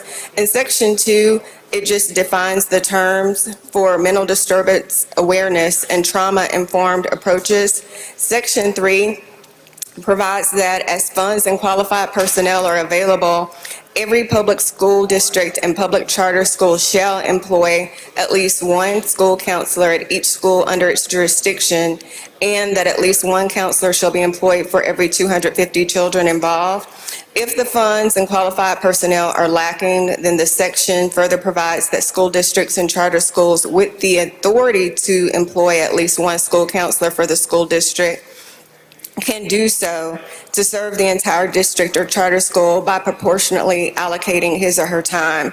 The bill just further, just in summation, clarifies how much time the counselors are supposed to spend serving their students. And then the last portion of the bill just creates new sections to require the Department of Education to collaborate with the Department of Mental Health to provide toolkits for school districts, and also just simply states that local school board and charter schools have to develop a plan for implementing trauma-informed teams and mental disturbance awareness and trauma-informed approaches in schools on or before July 1st, 2024, and these plans have to be submitted to the Department of Education and the Department of Mental Health. That's an explanation of the bill, Mr. Speaker. I'll yield for any questions. Questions on the bill? Lady from Jones, Ms. Scott. Will the lady yield? I will, yes, lady. Okay, lady, on this bill, now, what we're doing, we are creating school counselors in all school districts, right, under this bill? Yes. Yay. So, I'm having trouble with following is this if funds or qualified personnel are available. Yes, lady. So tell us about what the funding problem is with this bill. Well, there may not be funds available for school districts to be able to implement this, taking into consideration our fiscal state, and I know what you're probably going to say. I'm not anticipating it, but I know that, we have a lot of money that has come into the state already from ARPA, but we didn't want to put a mandate on our school districts at this particular time because we know that some school districts don't have the money. So that's the funding concern that is addressed in Section 3. Lady, and I understand, but we just passed a bill for $1.5 million to train police to be more police on children. And it would seem to me that we have used all of these antiquated solutions and none of them have worked in our schools. And it would seem to me, and I think you would have to at least consider that when you keep doing things over and over and it fails, that we ought to maybe turn around and try to do something differently. This bill that you're bringing before us seems to me is moving in a direction that we ought to be to intervene as opposed to trying to prevent. And it's so, I guess my question to you is not ARPA dollars, but we got $4 billion in the general fund. Why are we not just funding this and putting these school counselors and creating these crisis teams and putting the school districts in a position where if they see a child that's might shoot up the school, you know, they have a crisis intervention team that can move there before he or she has killed a lot of folks' children, like has been done right here, right over across that Pearl River here in the state of Mississippi. Yes, lady, and I appreciate your concern and I appreciate your line of questioning. Trust me, I do. And with everything that you just named is what this bill seeks to address. I think as it moves throughout the process, maybe we can perhaps look at maybe qualifying the funding concern that you just raised. But for right now, the consideration is just to make sure for school districts that may not have the funding that it's not necessarily a requirement per se, but as we move forward through the process, lady, that's something that we can definitely take into consideration. Well, lady, I would agree with you that, you know, this is a good proposal, but we had a gallery full of parents in here last week that had lost their children to overdose, and, you know, we're not creating 300 or 400 beds to intervene.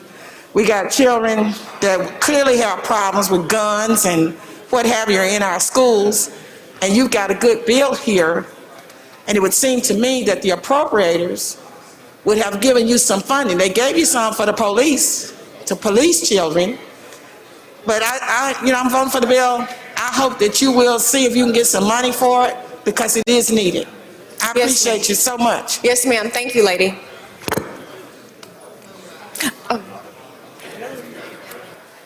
I don't see any further questions. I do have an amendment that I forgot, Mr. Speaker. If I may present it. You want to present it? You want to present the amendment? That's fine. Lady's recognized for her amendment. Thank you. This just amends on line 195 by striking the year 2021 and just changes it to 2022. That's an explanation of the amendment, Mr. Speaker. Don't see any questions on the amendment. If you're in favor of Amendment 1, indicate by saying aye. Opposed, no. The ayes have it. The amendment is adopted. Anything further on the bill, lady? No, Mr. Speaker. Lady moves final passage. Open the machine, Madam Clerk. If you're in favor of the bill, vote aye. If you're opposed, vote nay. Has everyone voted? Has everyone voted? Close the machine, Madam Clerk. By a vote of 116 yeas, 3 nays, bill passes. Gentlemen, we're going to pause here for lunch. Announcements by any of the members?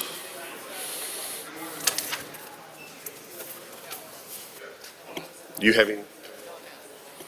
Don't see any announcements. No announcements. The gentleman from Etowamba, is he hiding back there? Gentlemen, we'd entertain a motion to recess till 2. Mr. Speaker, I move the House stand in recess to 2 p.m. Gentleman moves the House stand in recess to 2 o'clock. All those in favor indicate by saying aye. Opposed, no. The ayes have it. House is in recess till 2 p.m.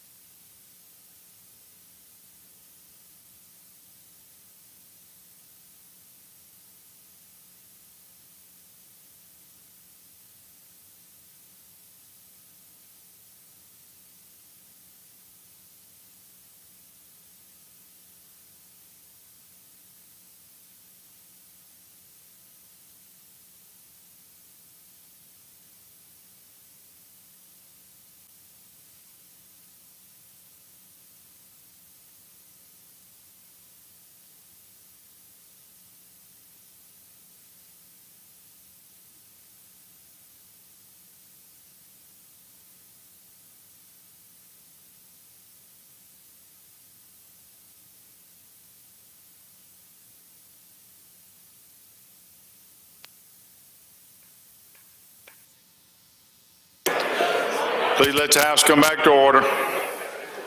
Gentleman ranking, Mr. Yancey, what purpose do you seek recognition? Introduction. Yes, sir, you're recognized. In the South Gallery, we have a lot of our great firemen from Rankin County. I introduced some of them yesterday, but one who's here today is the Executive Director of the Fire Academy, Mr. Terry Wages. Please join me in making him welcome.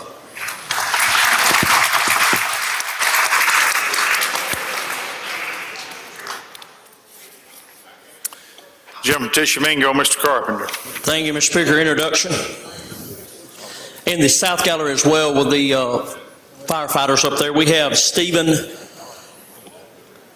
over the EMS Bureau. We have Teresa Wyndham. She's with the Trauma Systems of the state of Mississippi. Please make them welcome.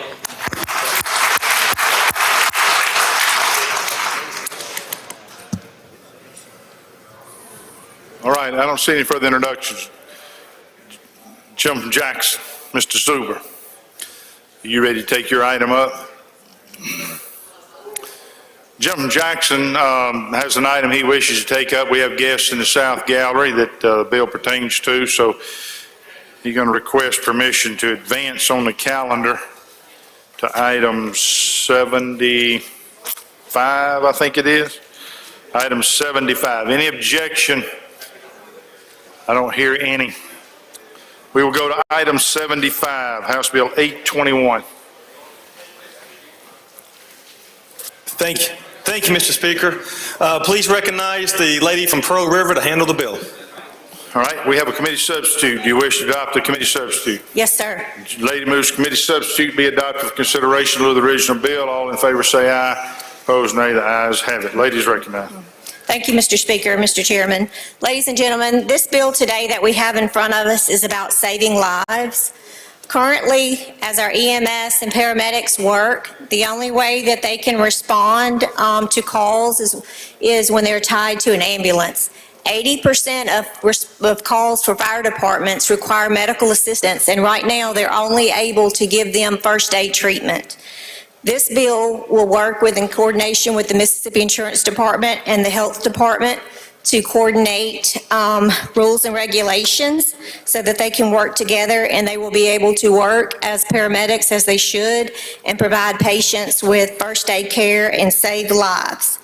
This is optional. There won't be any freelancing. And currently there are 30 counties that are not tied to an ambulance and don't have agreement, so they're not able to respond as paramedics.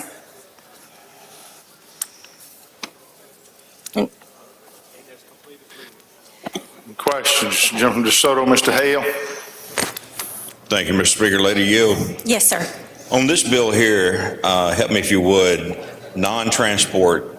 For example, that would mean like if somebody here in the house fell out with a full arrest, the first responders we have here and the doctors and nurses, we could go ahead and start working that patient assessment, and when the ambulance got there, we could transfer all the information and have them packaged ready to go. Is that understanding correctly? Correct, because right now, transport means tied to an ambulance or helicopter. If they're not tied to a ambulance or helicopter right now to transport, they're not able to use all the life-saving techniques that they have. And this is actually a great recruiting tool because most of our first responders have 2 jobs, and so this allows them to work on the ambulances as well as fire departments and use their training and skills. And they still covered under the Good Samaritan law? Absolutely. Thank you, lady. You're welcome. Jim from Washington, Mr. Hines. Introduction out of order, Mr. Speaker, at the proper time. All right, I don't see any further questions. Open the machine, Madam Clerk. Question occurs on House Bill 821. If you favor the bill, vote aye. If you're opposed, vote nay. Has everyone voted? Closed machine, Madam Clerk. By vote 121 yeas, 0 nays, the bill passes. Jim from Washington is recognized for introduction. Thank you, Mr. Speaker. On behalf of the Washington County delegation, we would like to ask the House to help make welcome a pugilistic firefighter who has several titles under his belt. He hails from in the south corner, hailing from Greenville, Mississippi, at a light 135 bantamweight. I'd like to introduce Fire Chief Ruben Brown. Please help make him welcome.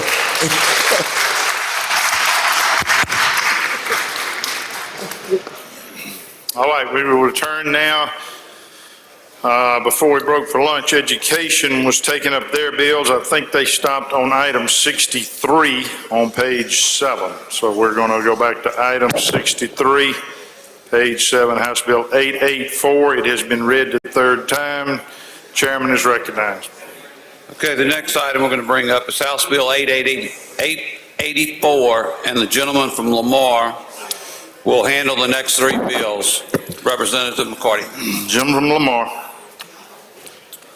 Thank you, Mr. Speaker. House Bill 884 would establish 3 different scholarship funds that would be available to every Mississippi public school student. They'd be the Accelerate College, Accelerate Opportunity, and Accelerate Graduation scholarships.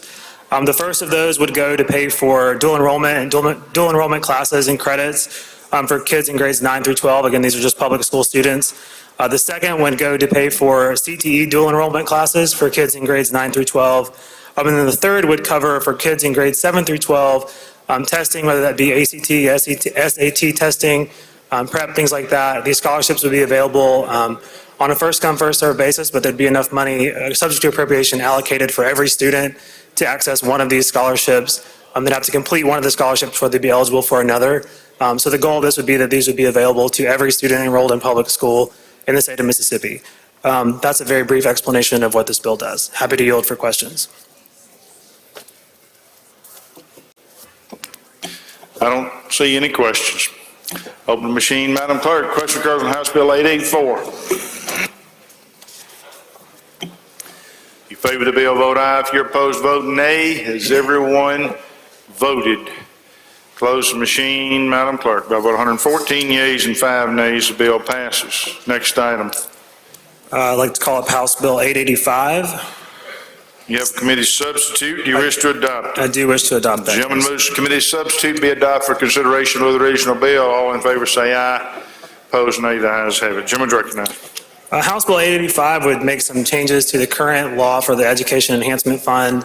It would just allow the DFA to approve digital procurement cards for teachers. Again, this doesn't mandate that they do that. It just allows this as an option. Currently, they're not able to do that. They can only go with traditional hard copy of the recruitment card or the procurement card. This would allow them to use an app-based system or something that's easier for them to keep up with receipts, things like that, should the department or should DFA choose to go with that when they put this program out for RFP. So that's a very brief explanation of the changes in this bill. Happy to take questions. Questions? I don't see any. Open the machine, Madam Clerk. Question occurs on House Bill 885. If you favor the bill, vote aye. If you're opposed, vote nay. Has everyone voted? Close the machine, Madam Clerk. By vote 120 yeas, 0 nays, the bill passes. Next item. House Bill, I'd like to call it House Bill 1246. You're recognized.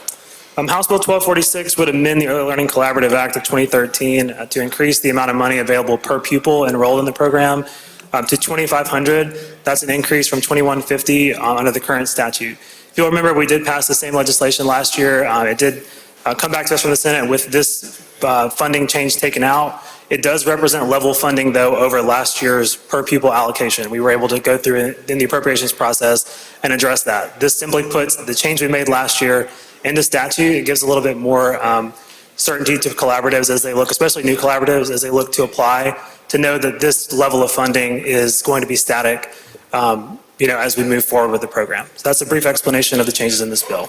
Questions, Gentleman Adams, Mr. Johnson. Mr. Speaker, I have one amendment. Okay. Gentleman Tallahatchie, Mr. Reynolds. Okay. Gentleman Adams, you're recognized for your amendment.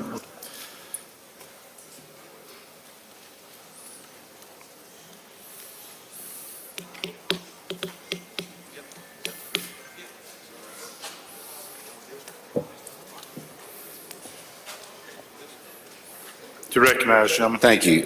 Ladies and gentlemen, this is a simple amendment. The Collaborative is a great program, but there was some concern about whether or not it would be supplanting or would offer enough protection to the Head Start program that's been doing this job for quite some time. They've been working well together, and so as they codify all the issues concerning the Collaborative, we just asked, and I met with the chairman and the gentleman presenting the bill, and we just wanted some language that offered some more a more definitive way that they would work together and more protective for the Head Start program. That's all it does. That's it in a nutshell. Questions? I don't see any. I recognize the chairman to respond. As the gentleman mentioned, we worked with him on this amendment. We are supporting this amendment, so I'd encourage you to support the amendment as well. Okay, the author does not wish to close. If you favor the amendment, indicate by saying aye. Opposed, nay. Ayes have it. Anything further on the bill? I don't see any questions. Open the machine, Madam Clerk. Question regarding House Bill 1246. If you favor the bill, vote aye. If you're opposed, vote nay. Has everyone voted? Close the machine, Madam Clerk. By vote 114 yeas and 7 nays, the bill passes. Next item. Mr. Speaker, I'd like to go back to item 38, House Bill 1239, and recognize the gentleman from Pike, Representative Porter, to handle the bill. Gentleman from Pike is recognized to present the bill. Thank you, Mr. Speaker. Thank you, Mr. Chair. House Bill 1239 is a simple bill. Currently, our school resource officers must receive peace officer training within 2 years of being employed with the school district. All this bill does is amend that code section to say that they receive peace officer training prior to being employed by a school district. Questions? Lady from Jones, Ms. Scott. Gentlemen, would you yield? Yes, ma'am. Okay, now didn't we just pass a bill that's gonna spend $10,000 to train these people? Hold on, let me see.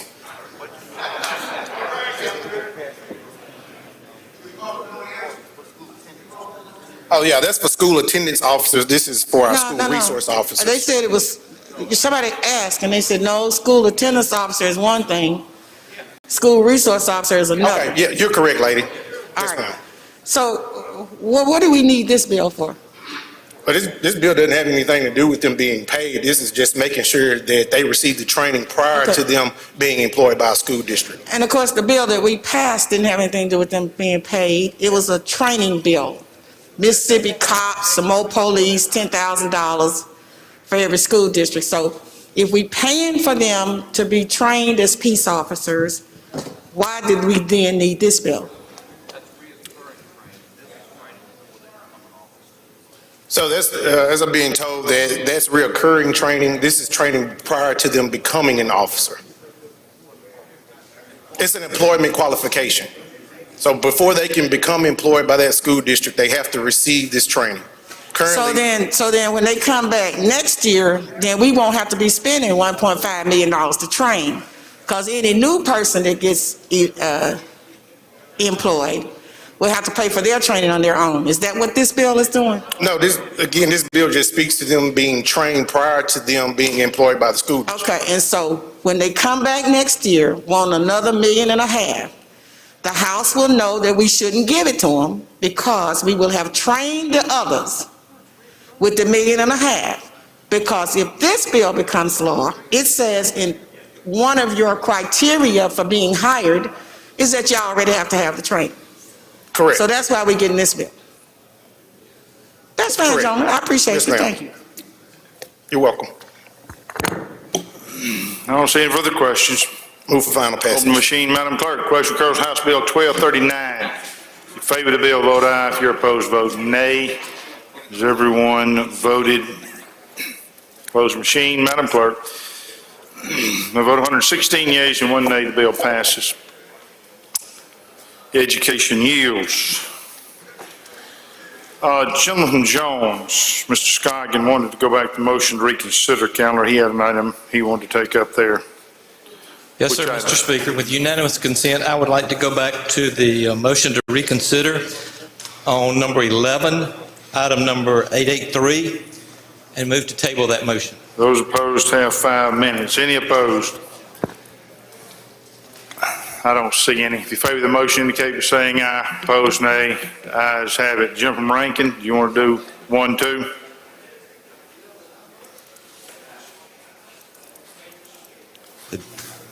Try it now.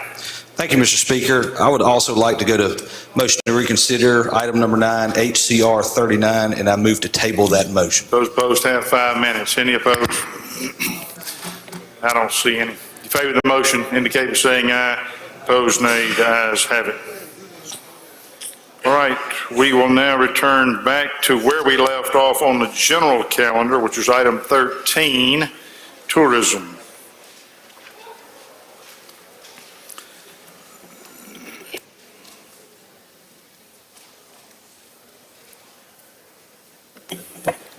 Thank you, Mr. Speaker. I'd like to call up House Bill 453, Committee Sub.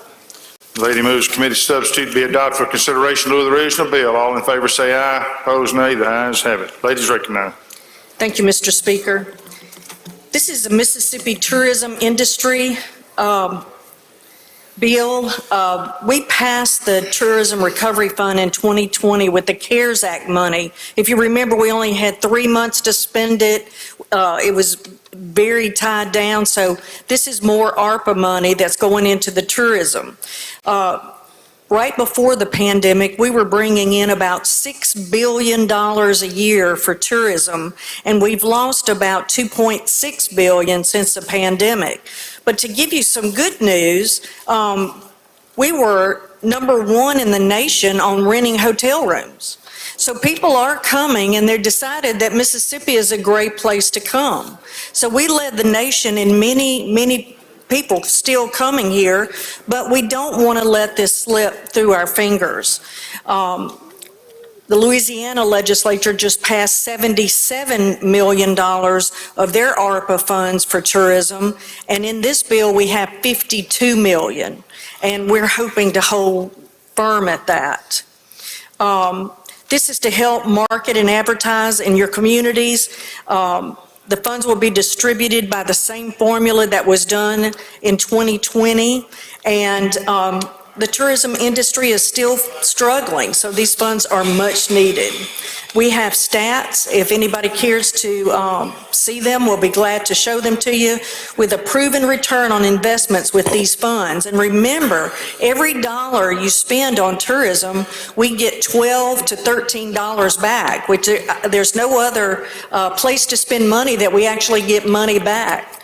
So I encourage you to pass this bill, and I'll be glad to take any questions. Questions? I don't see any. Open machine, Madam Clerk. Question occurs on House Bill 453. If you favor the bill, vote aye. If you're opposed, vote nay. Has everyone voted? Closed machine, Madam Clerk. By 112 yeas and 8 nays, bill passes. Next item. Mr. Speaker, I ask that House Bill 929 we skip, but have it stay on the calendar. Any objection? Hearing none, we will do that. Thank you. Next item. House Bill 1093. Call it up and ask for the usual motion. You're recognized to explain it. Thank you. This bill is a peer bill, and I am on peer, and it came to our attention because somewhere in the statute of the tourism funds, it was placed that we do an audit on the advertising funds that go to MDA, which is about $10 million every year. And when they looked at it this year, they had just given the contract to a company, so we really didn't have much to audit. But the audit cost $100,000. So we're asking that we do this every 4 years, and the reason is, of course, the $100,000, but the peer committee attends every one of these meetings, and they're on top of this. Like I said, it's about $10 million, but to do a complete audit every year is just too much. So this bill moves it to every 4 years. And that's my explanation of the bill, and I'll be glad to take any questions. Questions? I don't see any. Open the machine, Madam Clerk. Question occurs on House Bill 1093. If you favor the bill, vote aye. If you're opposed, vote nay. Everyone voted. Closed machine, Madam Clerk. By vote 121 yeas, 0 nays, the bill passes. Next item. House Bill 1128, and I'd like for the gentleman from Union to introduce the bill. Gentleman from Union recognized. Thank you, Madam Chair. Mr. Speaker, House Bill 1128 pertains to one of our state museums, the Mississippi Arts and Entertainment Museum, also known as the MAX. located in Meridian. If you recall, the MAX was here at the Capitol a couple of weeks ago where they unveiled the 2022 inductees of the Hall of Fame. This bill is simple in that it changes the word shall to may, allowing the MAX to negotiate with the Department of Finance and Administration on who pays the utilities. Currently, the MAX pays its utilities while all the other state museums are paid by the Department of Finance and Administration. This bill only gives the MAX the option to negotiate on who pays the utilities. And that's an explanation of the bill. Any questions? Questions? I don't see any. Open the Final machine, pass. Madam Clerk. Question for House Bill 1128. In favor of the bill, vote aye. If you're opposed, vote nay. Everyone voted. Mr. Speaker, I apologize, but I would like to call up House Bill 929. We have had our wires crossed. Okay, we'll do that as soon as we finish this one. All right. Close the machine, Madam Clerk. By a vote of 113 yeas and 7 nays, the bill passes. We'll go back now to item number 14, 929. Thank you, Mr. You Speaker. have a committee sub. You wish to adopt it. Yes, sir. Lady moves committee substitute be adopted for consideration of the original bill. All in favor say aye. Opposed, nay. The ayes have it. Ladies recognized. I'd like the lady from Hines to. Lady from Hines is recognized. Thank you, Madam Chairman. Ladies and gentlemen of the House, this is House Bill 929, and it is being sponsored by the Mississippi Development Authority. This legislation is needed to create the Mississippi Freedom Trail Commission. The commission would guide the expending of funds that they can receive through grants. If we pass this legislation, it will allow this fund to be able to receive funds from Visit Jackson. They have federal tourism dollars that they will be able to use to help upgrade and add additions to the Mississippi Trails program. However, the commission would develop a plan to promote the Mississippi Freedom Trail and to continue with the other commissions that we've also established here, such as the Civil Rights Museum, the Civil Rights Commission Trail, the Blues Trail, and the Country Trail. We have commissions for all of those, so this is nothing different. That's the explanation of the bill, Mr. Speaker. If there are no questions, I ask for final passage. Question. I don't see any. Open machine, Madam Clerk. Question occurs on House Bill 929. You favor the bill, vote aye. If you're opposed, vote nay. Has everyone voted? Close machine, Madam Clerk. By a vote of 117 yeas, 3 nays, the bill passes. Next item, tourism. She passes. Item 18, conservation.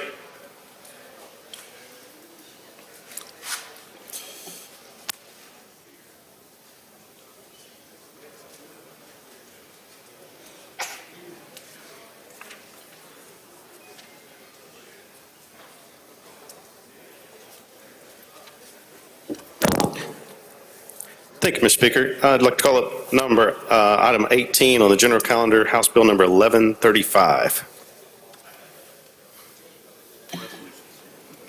You wish to adopt a committee sub? Yes, sir, and I have a few amendments. Gentleman moves committee substitute be adopted for consideration of the original bill. All in favor say aye. Opposed, nay. The ayes have it. Gentleman's recognized. I'm sorry, Mr. Speaker.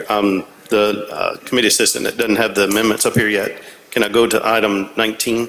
Well, we got to lay this one on table subject to call. It is before the House. You want to lay it on table subject to call? Yes, sir. Motion is lay it on table subject to call. All in favor say aye. Opposed, nay. Ayes have it. Now you can go to number 19. Thank you, Mr. Speaker. I'd like to recognize a gentleman from Union County to handle the bill. Gentleman from Union is recognized. Thank you, Mr. Chair. Mr. Speaker, I've got an amendment at the proper time. Amendment. Go ahead. In the amendment, we'd like to delete the word agriculture on line 47, flood control, on line 48, irrigation, and also on line 48, reclamation. Oh, I'm sorry, we'd like to add the word reclamation and bank stabilization.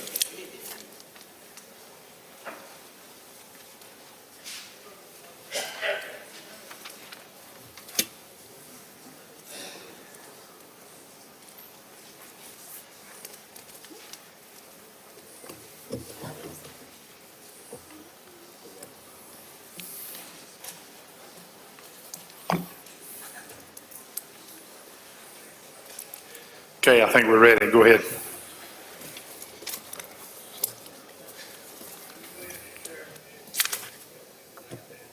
Ladies and gentlemen, House Bill 1323 is a bill that creates the Tallahatchie River Authority.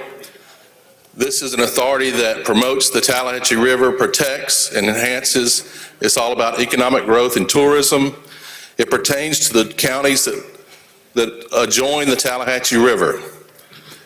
Each county will have one representative on the authority. The representative will be elected by the Board of Supervisors from each county. The Tallahatchie River has a long history in the state of Mississippi. It starts in Tippah County and ends in LaFleur County into the Yalabusha River. It's 230 miles long. In 1929, William Faulkner wrote about the Tallahatchie River. In 1939, Sardis was built, one of our sportsman's paradise.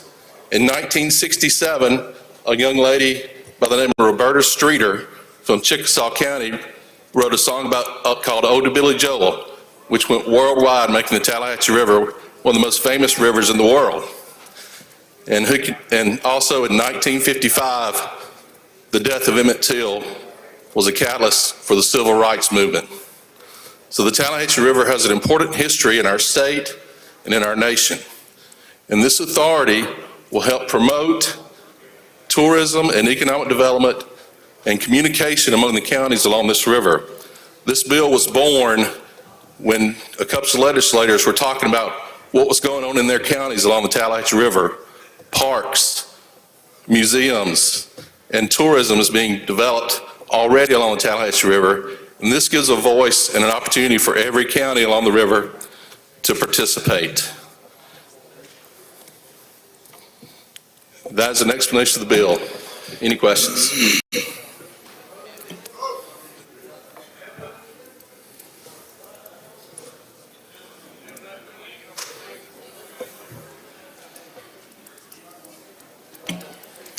Well, we had an amendment here, gentlemen. Did you explain that in your deal, or? I did explain it. Okay.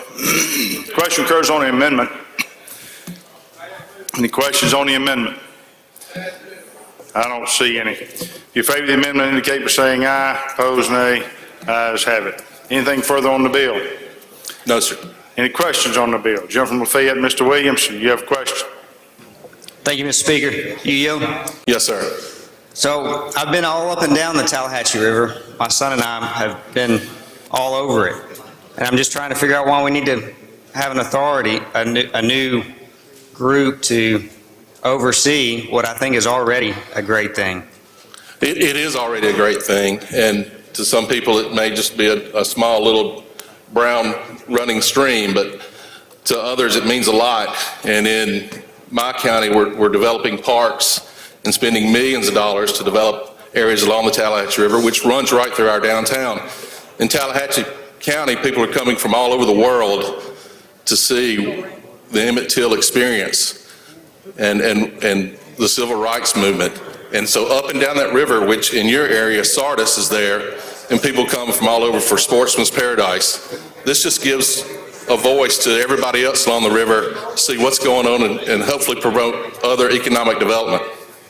Well, and I just want to make it clear, the parks are nice. Man, I don't think I really notice any of them when I'm up and down the Tallahatchie River.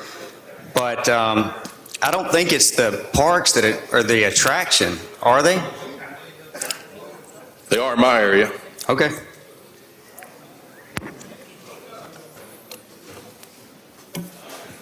All right, further questions now. Gentleman Hines, Mr. Crudup.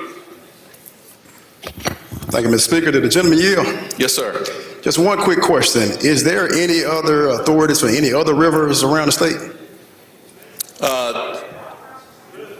Yellow Creek Authority. For the Yellow Creek Authority? Yes, sir. What about the Pearl River, Mississippi River, any other thing? Not that I know of. Okay, thank you, gentlemen. Gentleman from DeSoto, Mr. Criswell. Thank you, Mr. Speaker. The gentleman yield. Only if we're not going to talk about runways. Yeah, no, we're not going to talk about the 39,000-foot runway. So do we have any idea how much money is going to end up from each county into this commission? Right now, there's no money, and there's no money planned for it. It's the supervisors will pick someone, and their expenses to travel to the meeting will be paid for, but other than that, no. But it does offer up opportunities for grant writing to promote the river. And what kind of transparency is there once this organization is set up? Or do they fall under all the Open Meetings Act? Do they have to show the people where their tax dollars are being spent? Well, there aren't any tax dollars being spent other than their expenses to the meeting. But if the counties can contribute into this, I mean, there could potentially be a bunch of money in there. Yes, sir, absolutely, and we hope there is, but it was given to by the supervisors. Of course, they're held accountable by the people in that county. Okay, thank you.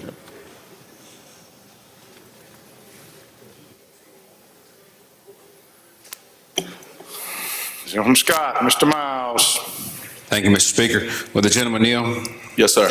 I was listening to your thing as you described this area. Could you tell us what the day of June when that lady jumped off that bridge was? It was June 3rd when her mother told the daughter that Billy Joe jumped off. Do you remember what kind of day it was? Monday, I believe. Maybe it was a Tuesday. It's a dusty Delta day. Could you sing the rest of that chord for us, since that's from your area? I really want this to pass, gentlemen, so I'm not going to sing. Jump from Hines, Mr. Brown. Thank you so much, Mr. Speaker. I was wondering that you cut me off. Gentleman, here, please. Yes, sir. How many counties embark upon this river, first of all? LaFleur, Tallahatchie, Quitman, Panola, Lafayette, Marshall, Union, Tippa. Okay. Have all of those counties signed off on interlocal agreement or whatever kind of mutual agreement or understanding for this renaming?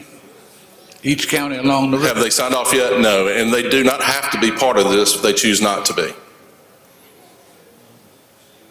Well, markers won't go in the various counties indicating that this is a part of the authority in each county, perhaps? Marshall? Huh? Marshall's on here. No, I said, will the counties have a marker indicating that they are part of the authority? That would be completely up to the authority. To the authority. Okay. This is just to form the authority, and that's it. Thank you. Yes, sir. Okay, jump from Tallahatchie, Mr. Reynolds. Gentlemen, now Tallahatchie goes into the Father Waters, doesn't it? Yes, sir. And gentlemen, I know as far as in Tallahatchie County, you know, our late Senator Cochran got us over $1 million for restoration of the courthouse exactly as it was in 1955. And that's been on Mothers of the Movement, and we've had other, and we have not only that, but y'all's great work in New Albany and up in Tippecanoe and all others. Every bit of that river is making that river alive and being tourism and good report to Mississippi, is it not? Yes, sir, it is. And we can access things without cost to help our people, is that correct? Absolutely. This authority would give us a greater chance to achieve grant money and access other money. Jim from Lawrence, Mr. Evans. Thank you, Speaker. Gentleman yield. Yes, sir.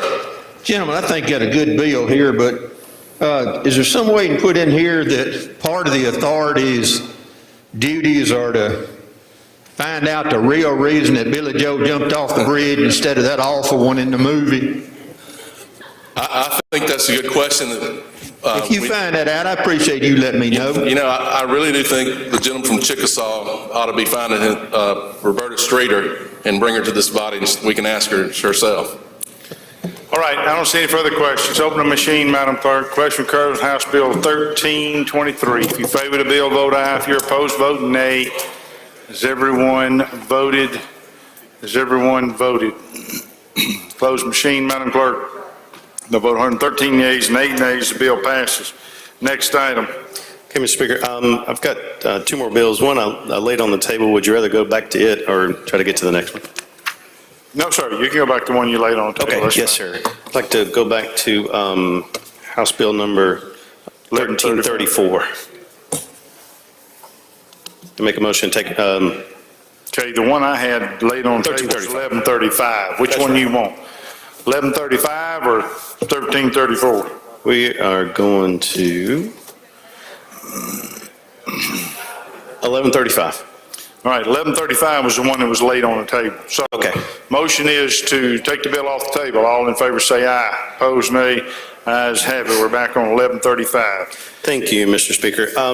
Ladies and gentlemen of the House, the bill in front of you is House Bill 1135. It's advanced recycling bill. The language has been approved by DEQ, Mississippi Petroleum Council, Mississippi Manufacturers Association.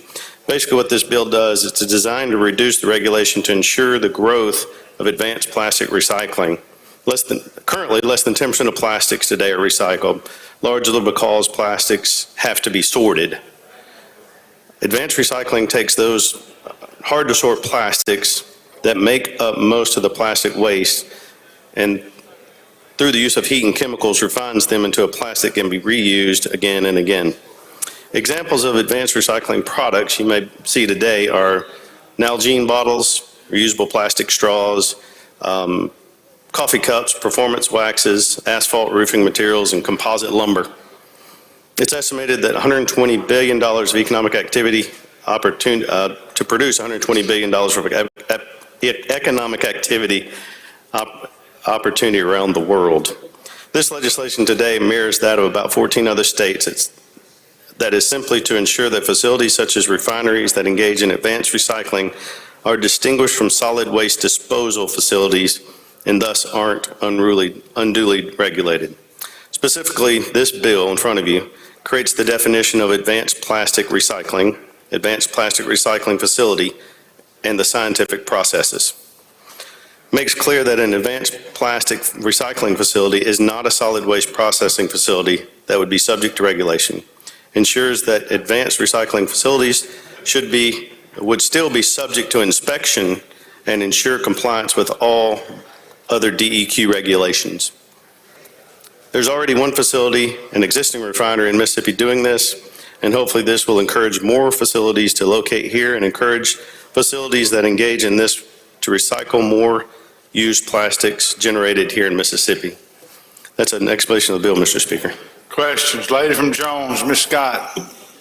Yes, would you yield, gentlemen? Yes, ma'am. Listen, I just want to, I'm for recycling. Sure. But I just want to be clear now. If there should be a company wanting to come and locate in Laurel, Jones County. Now, the local people would be able to speak to that still, because you kept talking about regulations. So if somebody wanted to come, and it wasn't going to create but 10 jobs, but it was going to, it might be kind of blighted.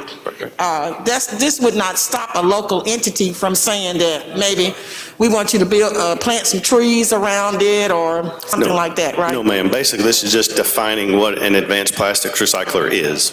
Okay, but you do know these kinds of things will locate in poor communities as we know.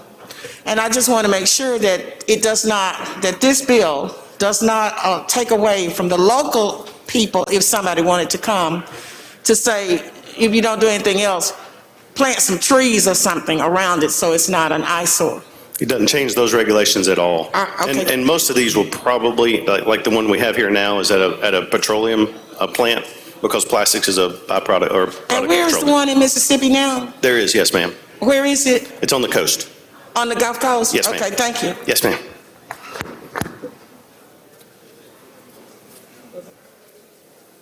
I don't see any other questions. Open the machine, Madam Clerk. Excuse me, gentlemen. Madam Clerk indicates you have an amendment. Is that correct? Sorry, Mr. Speaker. Yes, ma'am, I do. Yes, sir, I do. Okay, tell us about your amendment. Already gave it. This is basically, what we voted on in committee was the bill we just voted on. It's 1135.1. We had some Scrivener errors in the one online, so basically just cleaned it up. I can go through those changes if you'd like.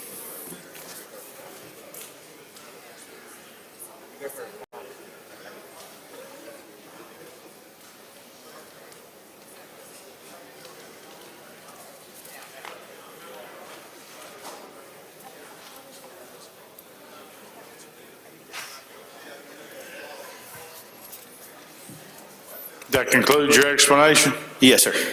Any questions? He's offered an amendment that fixes the bill. You get any questions on that? I don't see any. Thank you, Mr. If you Speaker. favor the amendment, indicate by saying aye. Opposed, nay. Ayes have it. Open the machine, Madam Clerk. Question occurs on House Bill 1135. If you favor the bill, vote aye. If you're opposed, vote nay. Has everyone voted?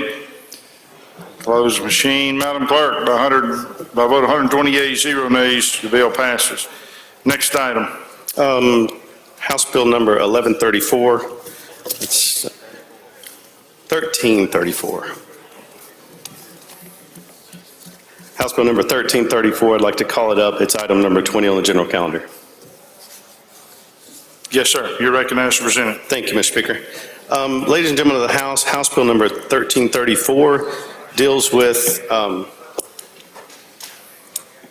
underground storage tanks. So the United States Environmental Protection Agency, or EPA, began regulating underground storage tanks on December 22nd, 1988.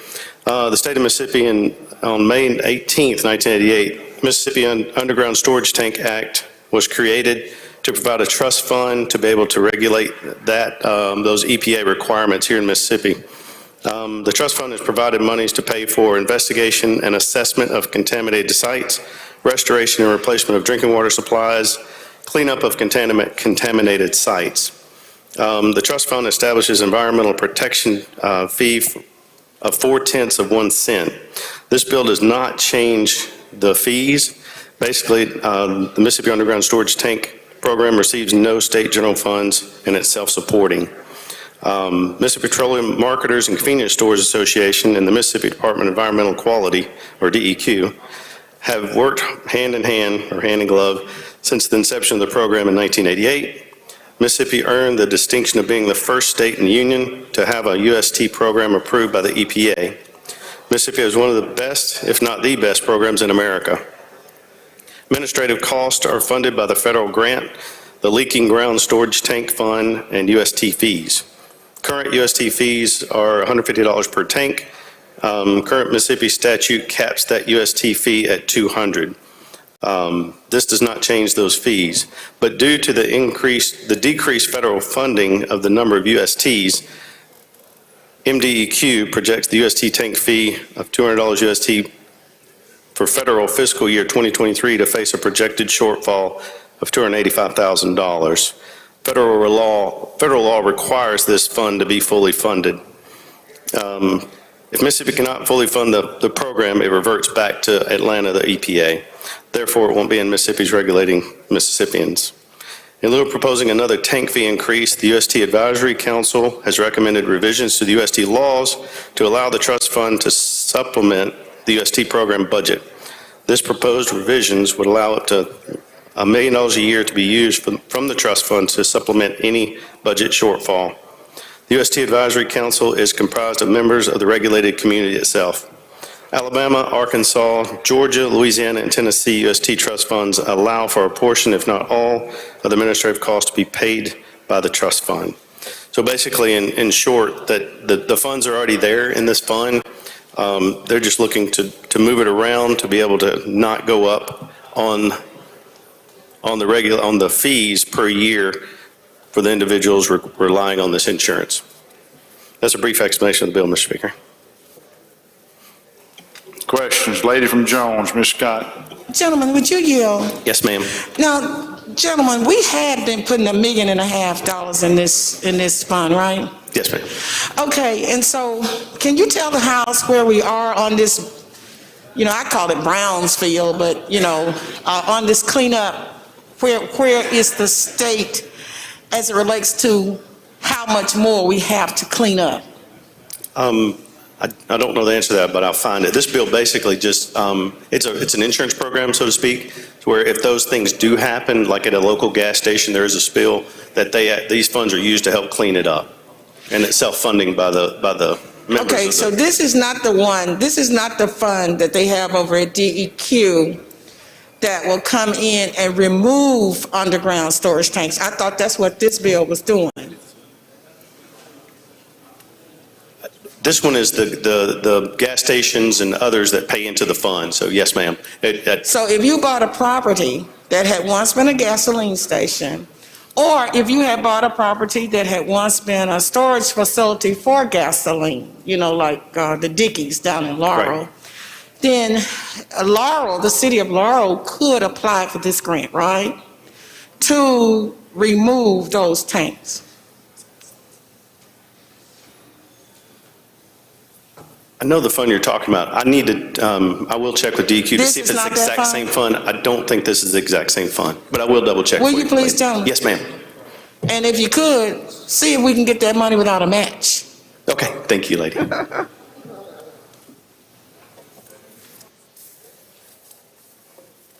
Jim from Newton, Mr. Rushing. Well, Jim O'Neill? Yes, sir. Following up on the questions from the lady from Jones, if this is not the Brownsfield grant program, and I'm not sure whether it is or it's not, but the problem we have in some of our areas, especially over in my area, is the Brownsfield grant only funds privately owned or privately accrued property that was once a gas station, as the lady projected. Problem is, if a governmental agency such as a community college or a county board of supervisors or a municipality owns the property, there's no funding there. Gentlemen, would you check into that and make sure that if there is any funding in here that would be available to our governmental agencies, most especially to our municipalities and our counties, see if there's some funding that would be available for them to utilize. I would appreciate it. I will. Thank you, gentlemen. Thank you, gentlemen. All right, I don't see any further questions. Open machine, Madam Clerk. Question occurs on House Bill 1334. If you favor the bill, vote aye. If you're opposed, vote nay. Has everyone voted? Close the machine, Madam Clerk. By vote 117, 18 yeas, 0 nays, the bill passes. Next item, accountability.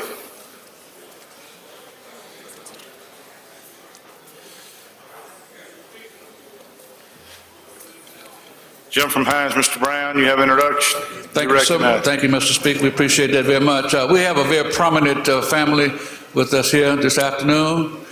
I'd like for you to take a look in the North Gallery and see the Anderson family, Jackie Anderson, along with her mother, Mrs. Geraldine Anderson, and of course the other siblings of the Anderson. But this unique part about it is that is the family of the late Douglas Anderson, who served for many, many years in the state Senate here and the House. And of course, he also served many, many years as a Hinds County Supervisor of District 2. How about giving a warm welcome and a warm applause for the Anderson family, family of the late Senator Honorable Doug Anderson. Thank you. Thank you, Mr. Speaker. All right, we're back to item 21. Thank you, Mr. Speaker. I'd like to call up House Bill 33, and I'd like for you to recognize the gentleman from DeSoto to explain. We have a committee substitute. Do you wish to adopt it? Yes, sir. The gentleman moves committee substitute be adopted for consideration of the original bill. All in favor say aye. Opposed, nay. The ayes have it. The gentleman from DeSoto is recognized.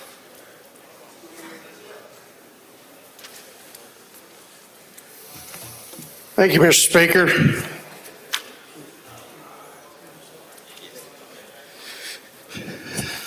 Ladies and gentlemen of the House, House Bill 33, this bill requires candidates for county or county district offices and for municipal offices to electronically file all reports to the Secretary of State.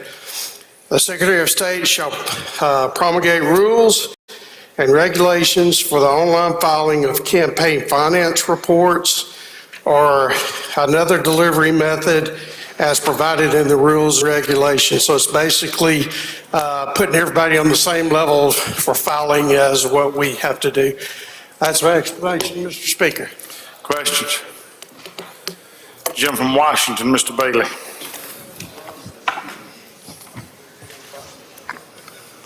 Gentlemen, I think it's fine to file these reports online, but there's some real problems with that website.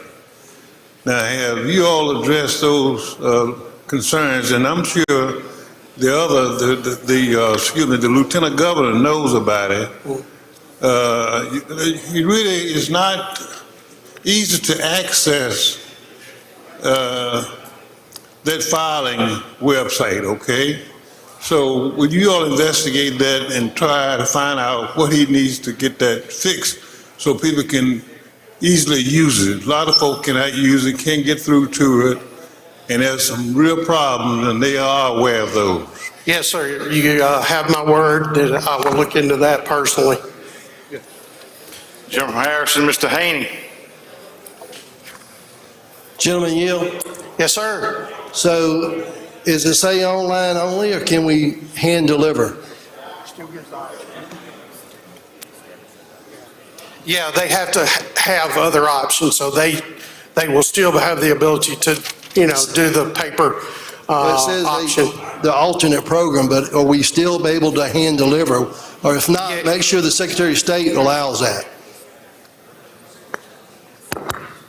If they set that in their rules and regulations, yes. So that's something we'll have to work on with the Secretary of State to make sure that they have that option in there. And the chairman tells me that they told us they would do that. They wouldn't take away the option to do the paper hand-in. Jim from Kemper, Mr. Evans.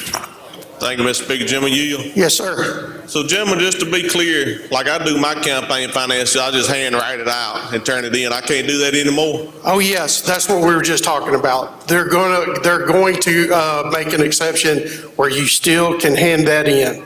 That we have assurances from the Secretary of State's office. What about my supervisors, sheriffs, all them back home? Can they still write theirs out, or is it going to have to be online? Yes, they can still do it by hand also. So what does this bill really do then? It will get it posted on the Secretary of State's website. So they could actually scan it in, just like they would scan in our paper finance reports, and be able to just post it on the Secretary of State website. Oh, so our local officials, that won't be that bad. Takes the circuit clerk and the municipal clerk out of it, and they would just file directly with the Secretary of State. Okay, thanks, sir. Thank you. Huh?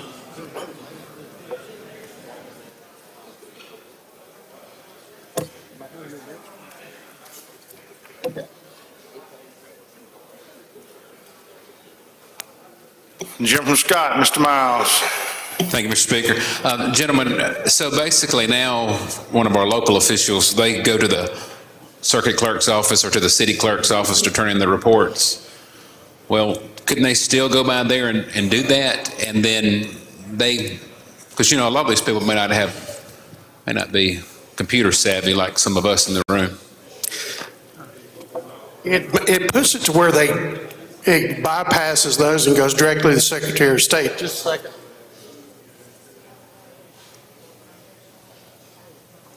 Right. The Secretary of State can make an exception for them to mail it in or fax it in, either way. So we've got assurances that they're going to work with us on that. I just think, as you go along with the conversation, that if maybe our local folks can take it to the circuit clerk's office and send it in or something, or to the city official, that might make it easier for them because they're going to be kind of confused. I don't have a problem with that. I think that's a good idea. Thank you. Jim from Forest, Mr. Watson. Thank you, Mr. Speaker. If the chairman would yield. Yes, sir. Let me make sure now. You're saying you cannot file it electronically now? Yeah, you can, but as far as the locals go, they're filing, their process now, they're filing back home with the circuit clerk, the municipal clerk. This will just bypass them to go directly to the Secretary of State for filing. Okay, but my question is still now, right now, you can file it electronically. When they get it set up, they will be able to. We can't until they set up. When they get it set up, they will be able to file it electronically. It's not yet set up to do that, but So it you're saying will. right now you can't file it electronically? No, but You once, can fax it? not for local officials, but yes, you will be able to fax it. Okay, you will be able to fax it? Yes. But I'm just saying right now, can you fax it? It's not set up, but there's, right now, they're under what they've been doing, which is however they're getting it to the municipal or circuit clerk. So you have a lot of people in this body who've been faxing their reporting in though. It's just for the local. This is just for local. Right, no, it doesn't affect us. We do the same thing we've always done. Okay, this doesn't affect us. No, we stay the way we are. This Okay. is for all the local elected officials back home. Okay, but the local elected officials, can they fax it now?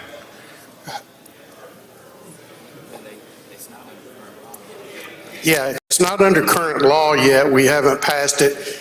But they may be faxing it now. Yes, once this is passed, they'll be able to fax it direct. That'll be one of those options, to fax it directly to the Secretary of State's office. And they can, under this bill, could they still drop it in the mail?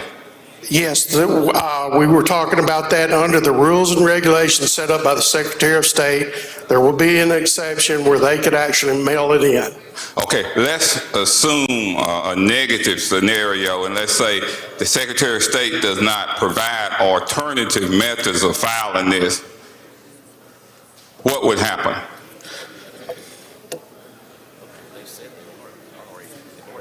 Well, and I just wanted to make sure that I heard correctly, but they've given us assurances that they will make these exceptions available. But I'm just saying, reading the bill right now, the Secretary of State does not provide alternative methods of filing. This bill says it has to be filed electronically. Am I wrong in my reading of the bill? It says that the Secretary of State's going to promulgate rules and regulations. It says that the Secretary of State's going to promulgate rules and regulations, and in those rules and regulations, we're given assurances by the Secretary of State's office that they're going to do those things. Okay, all right, thank you, sir. If you all would just work on it. We will. And make sure that you don't have mandatory electronic filing everywhere in the state. I agree with that. I Thank you, agree sir. with that. Jim from Marion, Mr. Morgan. Thank you, Mr. Speaker. Gentleman Yield. Yes, sir. Well, I think we've done an outstanding job of totally confusing everybody. Oh. Apples for apples and oranges for oranges. That's not going to affect this body one way or the other, is it? It is not. What we're talking about is our local people at home in local elections will have the ability to file on the internet, right, electronically, or they can mandate it by paper. Yes, sir. That's all we want. Yes, sir. Thank you. Thank you. I'm telling you, that was awesome. And now you were asking all those questions. Oh, no, we have more questions. Okay. We could vote. I yield the floor. But the gentleman from Pearl River wants to ask a question. Thank you, gentleman. I yield the floor. Open the machine, Madam Clerk. Question occurs on House Bill 33. You favor the bill, vote aye. If you're opposed, vote nay. Has everyone voted? Has everyone voted? Close the machine, Madam Clerk. I vote 114 yeas and 4 nays. The bill passes. We'll go to the gentleman from Harrison, Mr. Bennett, for an introduction. Thank you, Mr. Speaker. Up in the North Gallery, we have Ms. Kelly Duffy and her students from Coast Episcopal School and from Long Beach, Mississippi, my hometown. Y'all make them feel welcome here today.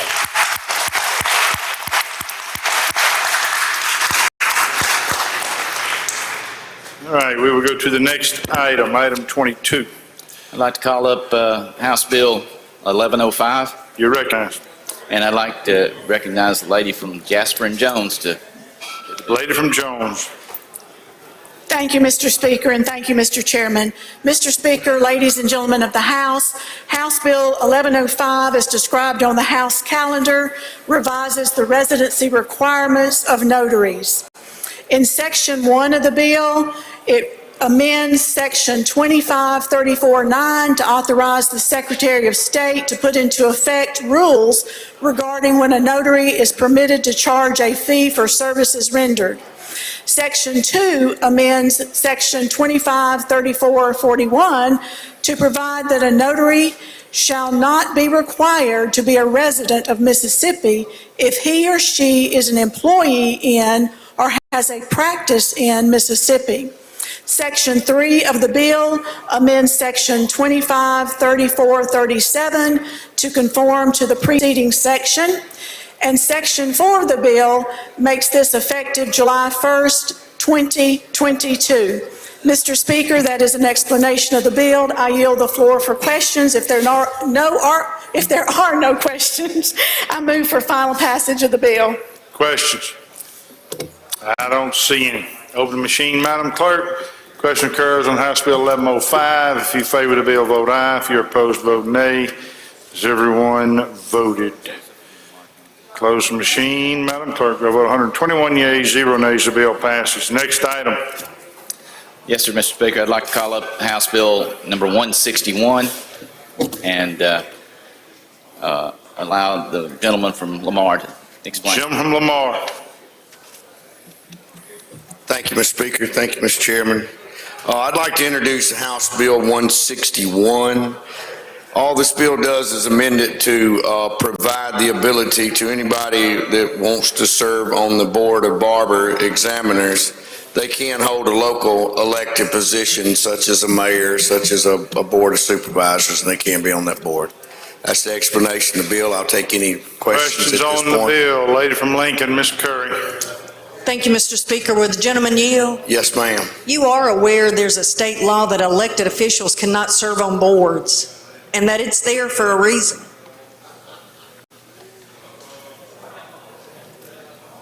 I yield to the chairman. Yes, ma'am.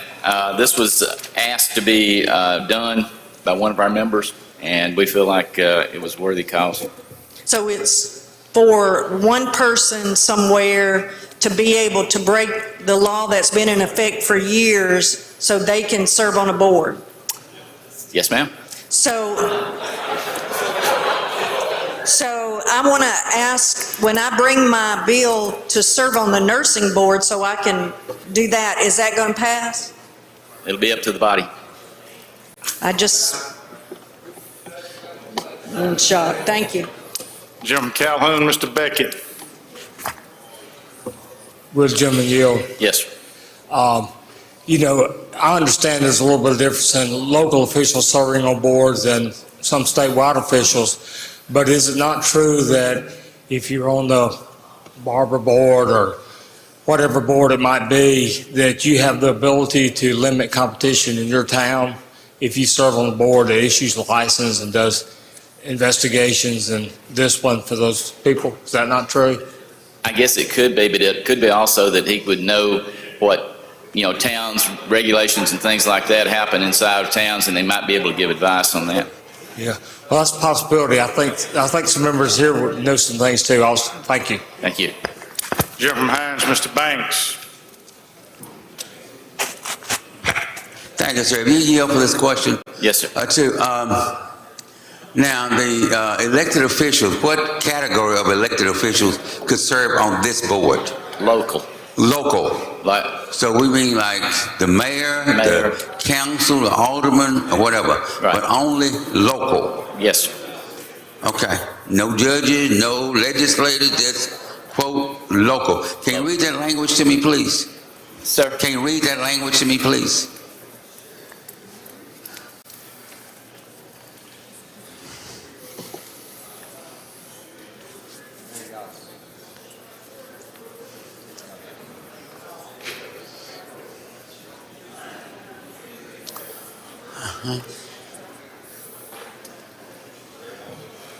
Sir? Yes, sir. It says, all members of the board shall be appointed by the governor. Can you speak up a little louder? All members of the board shall be appointed by the governor with the advice and consent of the Senate. 4-year terms, each of the expiration date of the previous term, until the successors are appointed and qualified. Appointments will be made to fill a vacancy of a term and shall be made by the governor within 60 days after vacancy. That's all it says. Okay, what does it say in there about elected official? It doesn't say. It doesn't say? No. So, I'm trying to understand where's the elected official language kicking in or kicking out to allow that. Yes, sir. So I can get an understanding on that. I have a motion, Mr. Speaker. Yes, sir. State your motion. Let's lay this on table. All right. Motion is to lay on the table. If you favor the motion, indicate by saying aye. Opposed, nay. Ayes have it. Bill is laid on the table. Brings us to next item, number 24, 1328. Yeah, so let's call that up. Yes, sir, you recognize. This is a bill about the Mississippi Industries for the Blind. They're not a state organization yet, and they don't receive any state money. They are a state organization. Their members, their employees are members of PERS, but they have a problem in that they can't negotiate contracts and verify the indemnity clause. And so they're asking to change that where they can sell to people like Lowe's and bigger entities. And they're just asking for that clause to be changed that will allow them to do those contracts so that they can make more money. They work off the money that they raise. Like I say, no state money goes into this. They buy their all their tools and all their inventory and all of that. They buy it with their own money. They're just asking to change this rule where they can negotiate contracts. That's the explanation. Questions on the bill? I don't see any. Open the machine, Madam Clerk. Question occurred on House Bill 1328. If you favor the bill, vote aye. If you're opposed, vote nay. Has everyone voted? Close the machine, Madam Clerk. By a vote of 128, 0 nays, the bill passes. Next item, Judiciary A. Could I, Mr. Speaker, could I take up the other two that I have? Oh, okay. Gentleman request. Item 44 and 45 and 46. Which, I can't hear you, sir. You got to speak on it. Item 45 and 46. Any objection to advancing to item 45 and 46? I think these are the last two the gentleman has. I don't hear any. We will go to item 45, 1160. Yes, sir. I'd like to call that up, please. You're recognized. When the Public Procurement Review Board was formed by bringing two boards together, the qualifications for the people to be on the board were dropped. All we want to do in this bill is bring back the qualifications that were set by for the previous board so that they will give us some qualifications to have people on that board. But I have one amendment to that, please. You're recognized.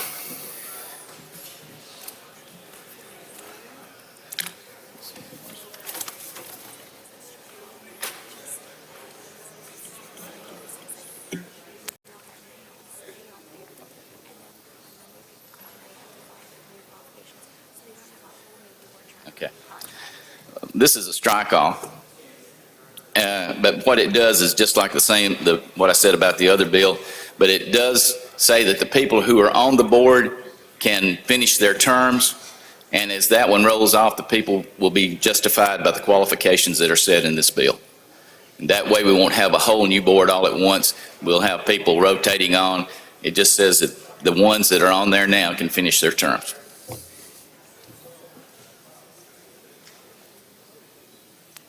Questions on the amendment? Jim Mitawamba, Mr. Bell. Gentlemen, can you tell us what those qualifications are? You're telling us they're changing, but you're not telling us what those qualifications are.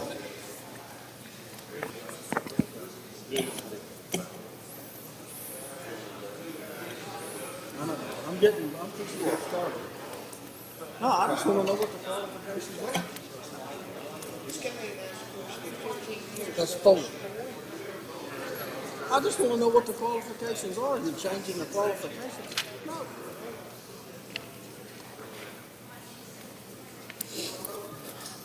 Says no member shall be on the Public Procurement Review Board if he or she has been an officer or an employee of the state of Mississippi within 1 year of service. A member serving on the Public Procurement Review Board as of July 1st, 2022 shall be allowed to serve the remainder of their term. But that's the main thing, is that they can't be, there's writing in here that says they can't be involved in a contract with the state of Mississippi already. They can't be on the board that would give them an advantage to getting contracts, that type of thing. Gentleman Lowndes, Mr. Kareem. Thank you, Mr. Speaker. Will the gentleman yield? Yes. Gentlemen, what brought this particular bill on? Why are we combining these two boards? The boards have already been combined, but when they combine the boards, they drop the regulations and the requirements that they have for members being on this board. Who asked for this? Well, one of our members, but it's something that he had overseen the establishment of the first board, and he knew what the requirements were, and when they dropped and combined them, they dropped those. He said, well, we should have the recommendations and requirements that we need for these people to be on this board, and that's the reasoning behind the bill. Thank you, gentlemen. All right, I don't see any further questions. Question occurs on the strike all amendment. If you favor the strike all, indicate by saying aye. Opposed, nay. Ayes have it. Questions on the bill? Gentleman DeSoto, Mr. Hale. Thank you, Mr. Speaker. Gentlemen, you? Yes, sir. I'd like to lay it on the table, make a motion, lay it on the table. Motion is to lay the bill on the table. All those in favor say aye. Opposed, no. No. Noes have it, noes have it, motion fails. Anything further on the bill? No, sir. All right, open the machine, Madam Clerk. Question occurs on House Bill 1160. If you favor the bill, vote aye. If you're opposed, vote nay. Has everyone voted? Has everyone voted? Closed machine, Madam Clerk. By a vote of 79 yeas, 27 nays, the bill passes. Brings us to item 25. Oh, I'm sorry, you got one more, didn't you, gentlemen? I apologize. Item 46. You're recognized. This bill was brought to us by the state auditor. He wants to pay people to do audits for him on a percentage basis. Part of this is because if they don't find anything, they get paid nothing. I mean, that's one of the things about it. If they do find something, they get paid a percentage. He's having problems finding people who will do it under just a straight bid, because they're running into more complicated audits than they have in the past. So it's a bill that they requested. Questions? Gentleman from Washington, Mr. Hines. Thank you, Mr. Speaker. Gentleman, you? Yes, sir. So if I'm only getting paid by what I find wrong, wouldn't I be incentivized to look for something wrong or make the appearance of something wrong? Because that's the only way I'm going to get paid, if I find something wrong. So wouldn't I be incentivized to make something appear to be wrong? You could. That's right. You could. But the possibility of turning it back into an auditor and him seeing it, you're going to be checked yourself. So, if there's not something right there, it'll be checked. Gentlemen, we might need to be a little cautious about this now. Jim from Harrison, Mr. Haney. Gentlemen, yield? Yes, sir. I guess the analogy, I'm in the real estate business, so if I'm going to have to get a termite inspection, and the termite inspection is only on commission, they're going to find a lot of termites. Well, that might be good. Well, no, I If mean. you really got termites, that would be good. Well, that is. You just answered my question. If they really got termites, that's good. But if they keep searching and searching for chasing something that might not be there, I just got a problem with the commission on it. I'm sorry. Jim Hines, Mr. Stamps. Thank you, Mr. Speaker. With the gentleman yield? Yes, sir. Gentlemen, do you believe in duty? Sir? Do you believe in duty? Yes, sir. Do you believe in public service? Yes, sir. Do you believe that we should do our duty in public service no matter how much we get paid? Yes, sir. Thank you very much. All right, I don't see any further questions. Open the machine, Madam Clerk. Question occurs on House Bill 1315. If you favor the bill, vote aye. If you're opposed, vote nay. Has everyone voted? Close the machine, Madam Clerk. A vote of 20 yeas, 95 yeas, the bill fails. Okay, we go back to item 25 now. That's Judiciary A. Thank you, Mr. Speaker. I'd like to go to item 25.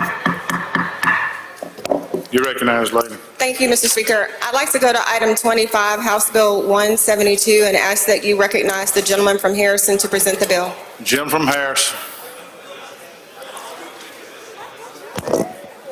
Thank you, Mr. Speaker, Madam Chair. Ladies and gentlemen of the House, House Bill 172 creates the Mississippi Architects and Engineers Good Samaritan Act.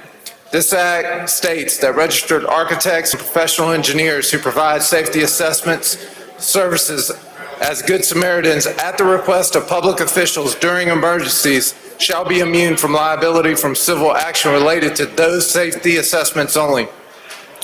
Similar legislation exists in 39 other states and increases the number of engineers and architects who are willing to volunteer in times of natural disasters and emergencies.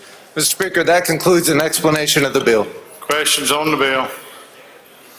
I don't see any. Open the machine, Madam Clerk. Question occurs on House Bill 172. If you favor the bill, vote aye. If you're opposed, vote nay. Has everyone voted? Close the machine, Madam Clerk, by vote 113 yeas, 7 nays. The bill passes. Next item. Mr. Speaker, I'd like to skip item 26 and ask that it retain its place. Oh, no, I'm sorry, Mr. Speaker. I see the gentleman from Tallahatchie. I'd like to go to item number 26, House Bill number 379, and ask that you recognize the gentleman from Tallahatchie to present the bill. You have a committee substitute. Lady, you wish to adopt it? Yes, Mr. Speaker, I'd Lady like to moves adopt committee it. substitute be adopted for consideration with the original bill. All in favor say aye. Opposed, nay. The ayes have it. The gentleman from Tallahatchie is recognized. Mr. Speaker, ladies and gentlemen, this is similar to the bill that the House passed, I believe, overwhelmingly last year. The bill would say that after July 30th of this year, that Mississippi would fall under the majority rule among the states, and if you conveyed a property to a man and woman, a married couple, that would create a presumption, if you didn't specify otherwise, that was joint tenancy with right of survivorship. Right now, the presumption is tenancy in common. Say Tennessee, it's joint tenancy, and what that means is, and I've seen in a community next to mine, and it's gone all over, we had an old fellow that didn't use lawyers and just had deeds, and he put man and woman on it, and when the man died with 7 children, mama had 1 child that wouldn't sign to fix up the house so the roof wouldn't fall in, so, you know, it would say it'd be mama's property when daddy died. Move passage. Question now occurs on House Bill 379. Open the machine, Madam Clerk. If you favor the bill, vote aye. If you're opposed, vote nay. Has everyone voted? Close the machine, Madam Clerk. By vote 117 yeas and 2 nays, the bill passes. Brings us now to item 27. Yeah, lady is requested to finish her bills. Go ahead, lady. Thank you, Mr. Speaker. With unanimous consent, and thank you, Mr. Speaker, I'd like to go to item number 57, House Bill number 1367 and ask that you recognize the gentleman from Pearl River to present the bill. Any objection? Hearing none, we will do that. Gentleman from Pearl River is recognized. Thank you, Mr. Speaker, Madam Chairwoman. House Bill 1367 will provide landowners a simple and easy mechanism to remove discriminatory deed restrictions from their property's chain of title. These deed restrictions have long been held illegal to enforce by the United States Supreme Court, federal and state law. The bill also removes an archaic word from the code section. I would invite you to read the text of the bill if you would like to know what that word is. That's an explanation of the bill, and I'll yield for any questions. Gentleman from Covington, Mr. Sanford. Gentleman yield. Yes, sir. Gentlemen, I just looked at this, pulled it up. Line 26, if you've got it in front of you. I do. Is race, color, religion, or national origin. Would you be opposed to taking religion out?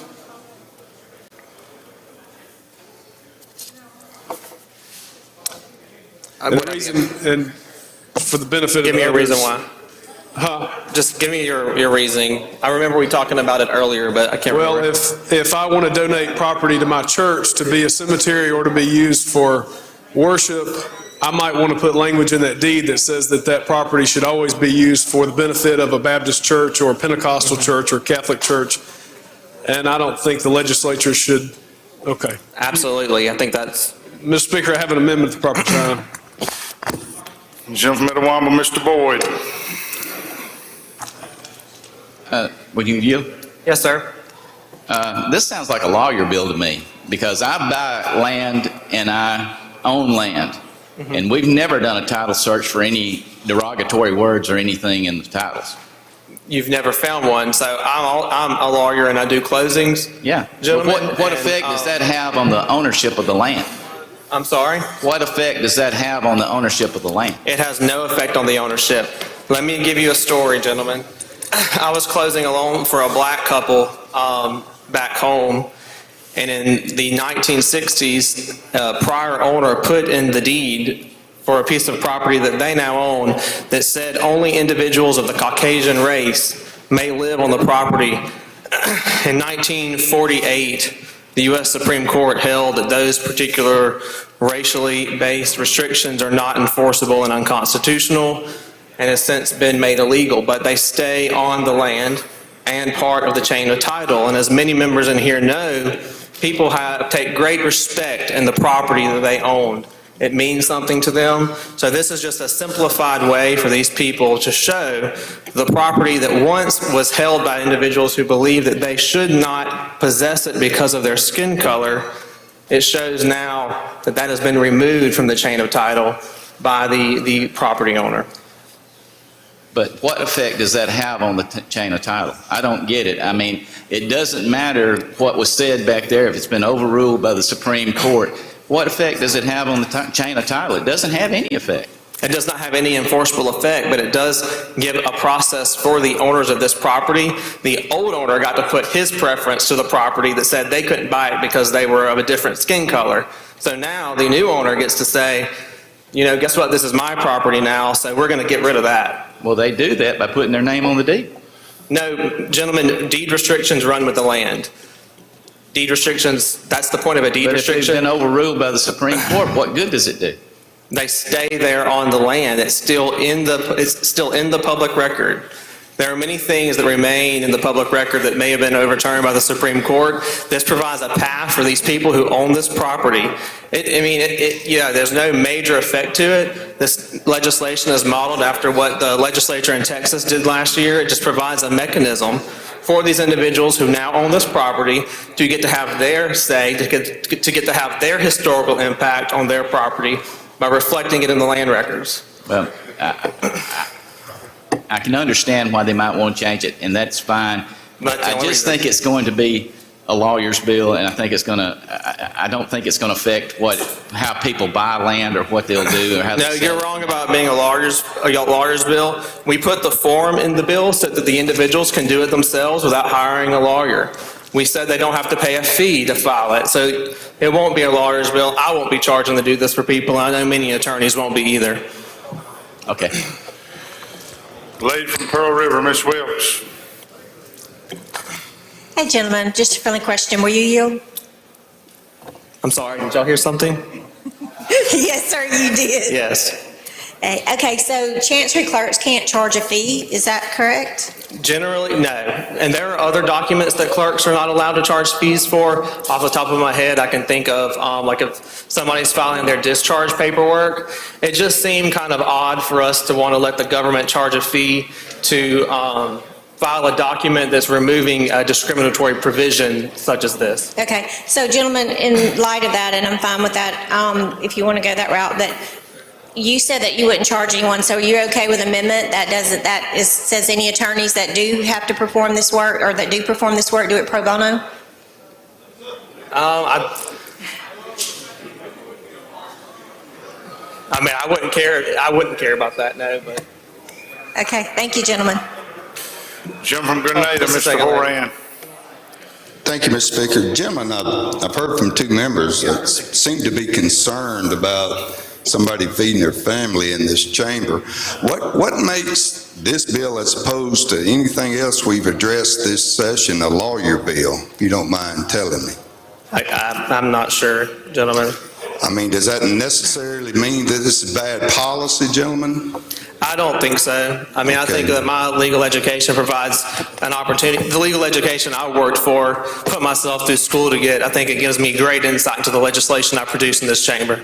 Well, yesterday we addressed something that was a pharmacy bill, and we addressed something yesterday that was a banker's bill.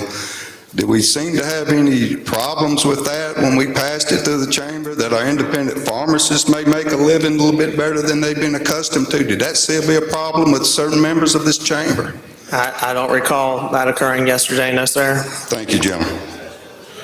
Jim from Smith, Mr. Tullis. Gentlemen, will you yield? Yes. And I apologize, I had to go get some copies made while you were presenting the bill, but you and I have had an opportunity to discuss this bill. If this bill makes it through, and if it happens to go to conference, would you consider us just doing just amending it, saying the state of Mississippi hereby, or the legislature hereby denounces or whatever and strikes through any discriminatory language, so it's done with. We're not having to file anything, we're not having to do anything. And I understand why you wanted it presented this way or introduced it this way, but let's just go on and the state of Mississippi take a stand and say any discriminatory language dealing with lands or land records is stricken through and is null, is void, has no effect whatsoever, and I think that'll solve the issue. So if it does make it to conference, would you consider that? Yes, gentlemen, I would consider that in conference. I would just say that the process of filing it, of course, this should be illegal altogether. The process of filing it this way is just so that the individual landowners have the opportunity to put their removal in their own chains of title. But I would agree with that, gentlemen. Jim from Hines, Mr. Banks.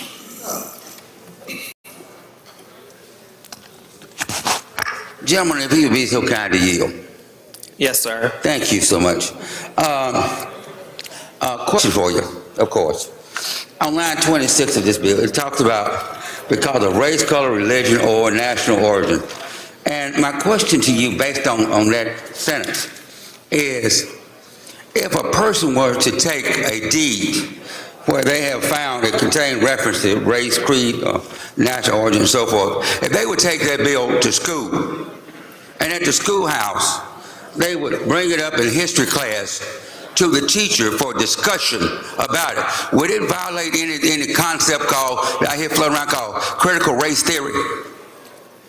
I'm not sure, gentlemen. Well, is it a possibility it could? I mean, I don't know. I'm not sure. But it'd be something that we're not sure about. I mean, I like your bill, but I'm just trying to see. Bill. I wasn't working on the other bill. I understand that. I'm not trying to box you in, but I'm just trying to see, where we evolving to. Thank you. Thank you, gentlemen.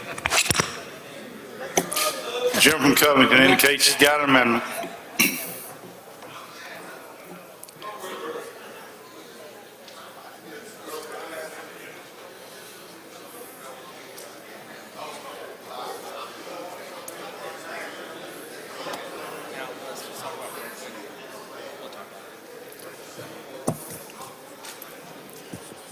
Gentleman's recognized. Thank you, Mr. Speaker. If you were paying attention a minute ago when I was asking questions, the only purpose of this would be to take out the word "or religion." Very common in rural areas, and I'm sure it is in the cities too, that you have people who donate land to a church to build a sanctuary or for a cemetery, and they put a clause in the deed that says this land should only be used for the purpose of Pentecostal worship or Baptist worship or whatever.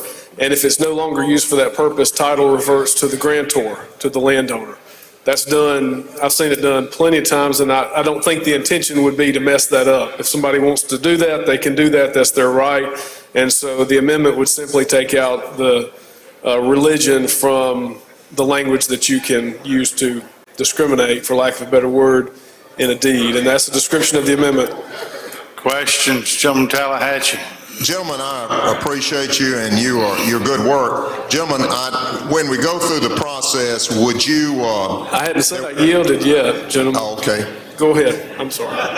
Well, then I was just questioning my appreciation, but I appreciate it. Gentlemen, when we go through the process, there are some, if we're going to do this, there's some discriminatory language in housing restrictions that they made against Jews back in times past. And so what I would ask you to do, would you consider, if we're going to, when we do this later on, to, as far as residential, if there are any discriminatory provisions there, to allow them to do that later on? And I know you're in the process right now. And I'm not talking about cemeteries, churches, or anything like that, just residential.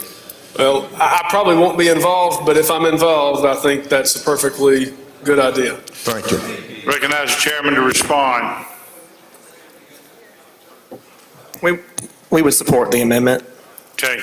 Question recurs on Amendment 1. If you favor the amendment, indicate by saying aye. Opposed, nay.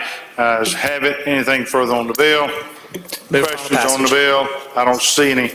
Open the machine, Madam Clerk. Question recurs on House Bill 1367. If you favor the bill, vote aye. If you're opposed, vote nay. Has everyone voted? Close the machine, Madam Clerk. By vote 115 yeas and 3 nays, the bill passes. Next item. Thank you, Mr. Speaker. I'd like to go to item number 58, House Bill 1351, and ask that you recognize the gentleman from Pearl River to present the bill. Gentleman from Pearl River.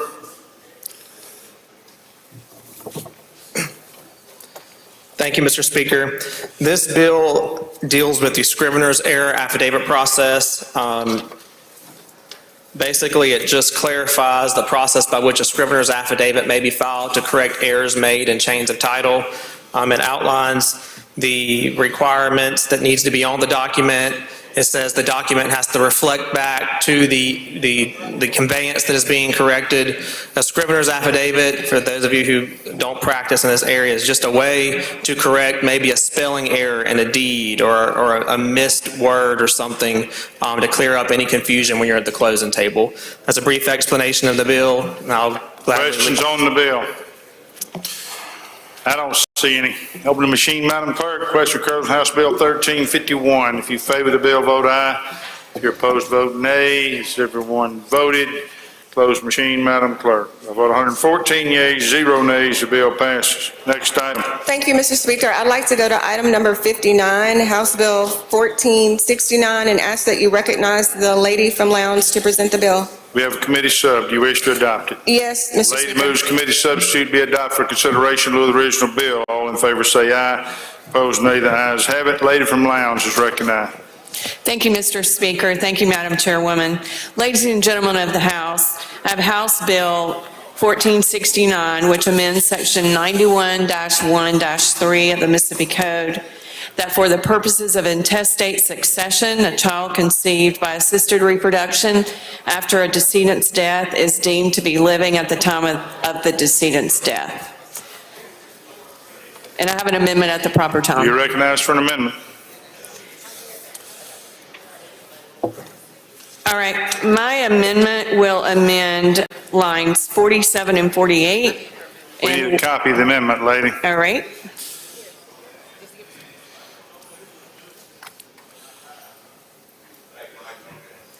You're recognized.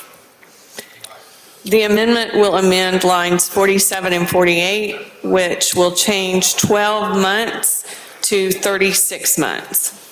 Questions on the amendment? I don't see any. If you favor the amendment, indicate by saying aye. Opposed, nay. Ayes have it. Anything further on the bill? Questions on the bill? I don't see any. Open the machine, Madam Clerk. Question occurs on House Bill 1469. If you favor the bill, vote aye. If you're opposed, vote nay. Has everyone voted? Close the machine, Madam Clerk. By 117, 18 yeas and 2 nays, the bill passes. Next item. Thank you, Mr. Speaker. I'd like to go to item number 60, House Bill number 1198, and ask that you recognize the gentleman from Lafayette to present the bill. Gentleman from Lafayette.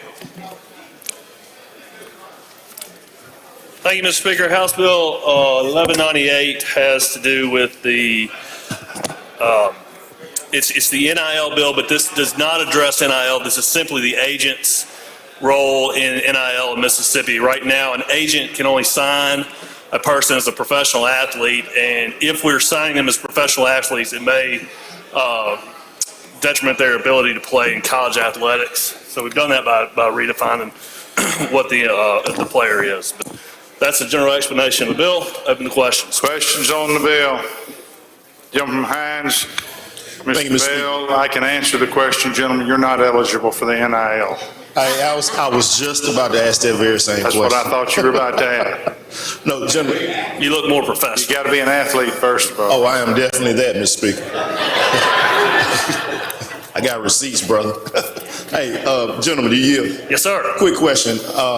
Is this conform with what the federal, what the NCAA is doing? Well, this is just with the state, with agents in the state of Mississippi being able to represent college and high school, up and coming college athletes. Okay, so it won't affect their eligibility? No. Okay, all right, thank you. I don't see any further questions. Open the machine, Madam Clerk. Question occurs on House Bill 1198. You favor the bill, vote aye. If you're opposed, vote nay. Has everyone voted? Close the machine, Madam Clerk. By vote 119 yeas and 1 nay, the bill passes. Jode yields, Mr. Speaker. Jode yields. Takes us back to item 27, education. Chairman of Education wish to take up item 27. You want it bumped to the bottom? Is he awake back there?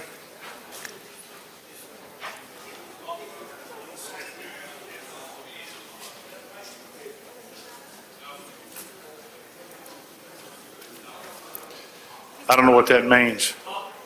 Bump it to the bottom.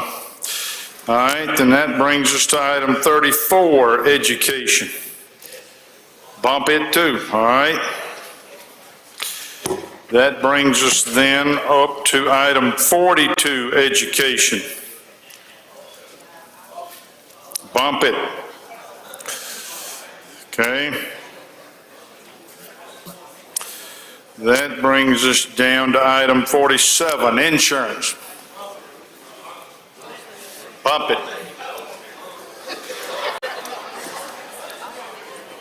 All those in favor of bumping it? Go ahead, sir.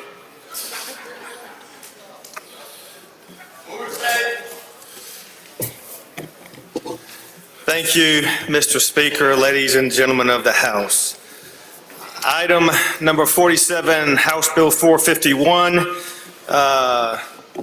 Pretty simple. It removes the non-admitted or the surplus policy fee, which is 3% that goes into the wind insurance pool. I think it's about $18 million a year.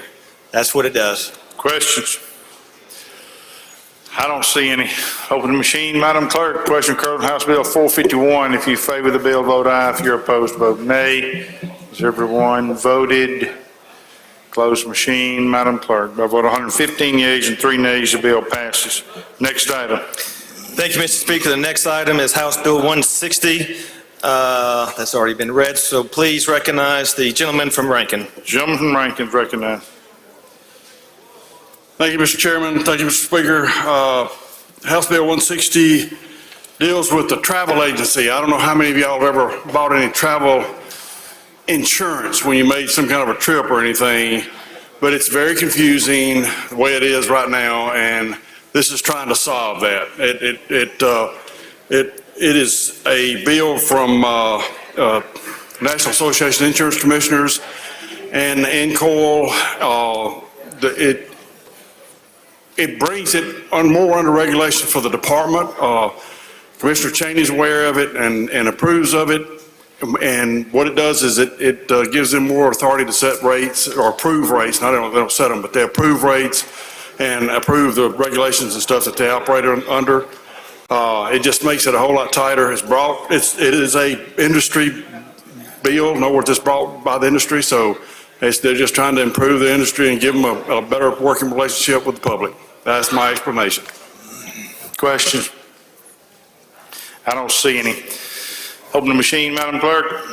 Question occurs on House Bill 160. You favor the bill, vote aye. If you're opposed, vote nay. Has everyone voted? Close the machine, Madam Clerk. By vote 112 yeas, 7 nays, the bill passes. Next item. Mr. Speaker, the next item is House Bill 452. Please recognize the most capable Vice Chairman, the gentleman from Warren. Gentleman from Warren. Thank you, Mr. Chairman. Thank you, Mr. Speaker. Ladies and gentlemen, House Bill 452 is a telemedicine bill that we've been working on for over a year. We spent the off-season working with the commissioner to come up with a compromise on this bill. The language in front of the House today is that compromise language. If you go to line 42 in the bill, is where the Commissioner of Insurance may adopt rules and regulations addressing real-time audio. It's just where most of the conversation happened last year with the bill. This allows the commissioner to go in and establish rules and regulations when it comes to real-time audio. This is audio that does include the absence of medical records. So this is something that we work with. That is the main change that we did in the bill. There's a couple other things in the bill, but that's my explanation of the bill, Mr. Speaker. Questions on the bill? I don't see any. Open the machine, Madam Clerk. Question occurs on House Bill 452. You favor the bill, vote aye. If you're opposed, vote nay. Has everyone voted? Close machine, Madam Clerk. I vote 119 yeas, 0 nays. The bill passes. Next item. Thank you, Mr. Speaker. That next item is number 50, House Bill 482. Basically extends the repealer on a Property Insurance Clarity Act, which is enabling legislation for the commissioner to compile data concerning claims. Questions? Lady from Jones, Ms. Scott. Will the gentleman yield? Yes, ma'am. This bill came up quickly. I want to ask you, gentlemen, in gathering data, is the insurance commissioner checking how many people's home insurance claims are being canceled immediately after they make a filing for repair? Do we have that? Is he collecting that data? Lady from Jones, I do not think that is part of the data compilation. I can confirm that with the department and get back with you.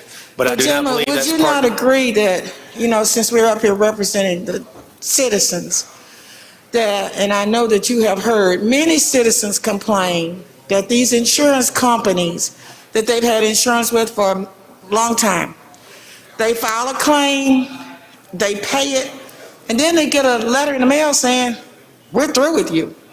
And so my question to you is, do you not think that that's some important data that our insurance commissioner should be gathering? Well, lady, that specific hypothetical that you just posed to me, now that, obviously that would be important because that's illegal. They cannot, just because you file a claim, they cannot terminate your policy.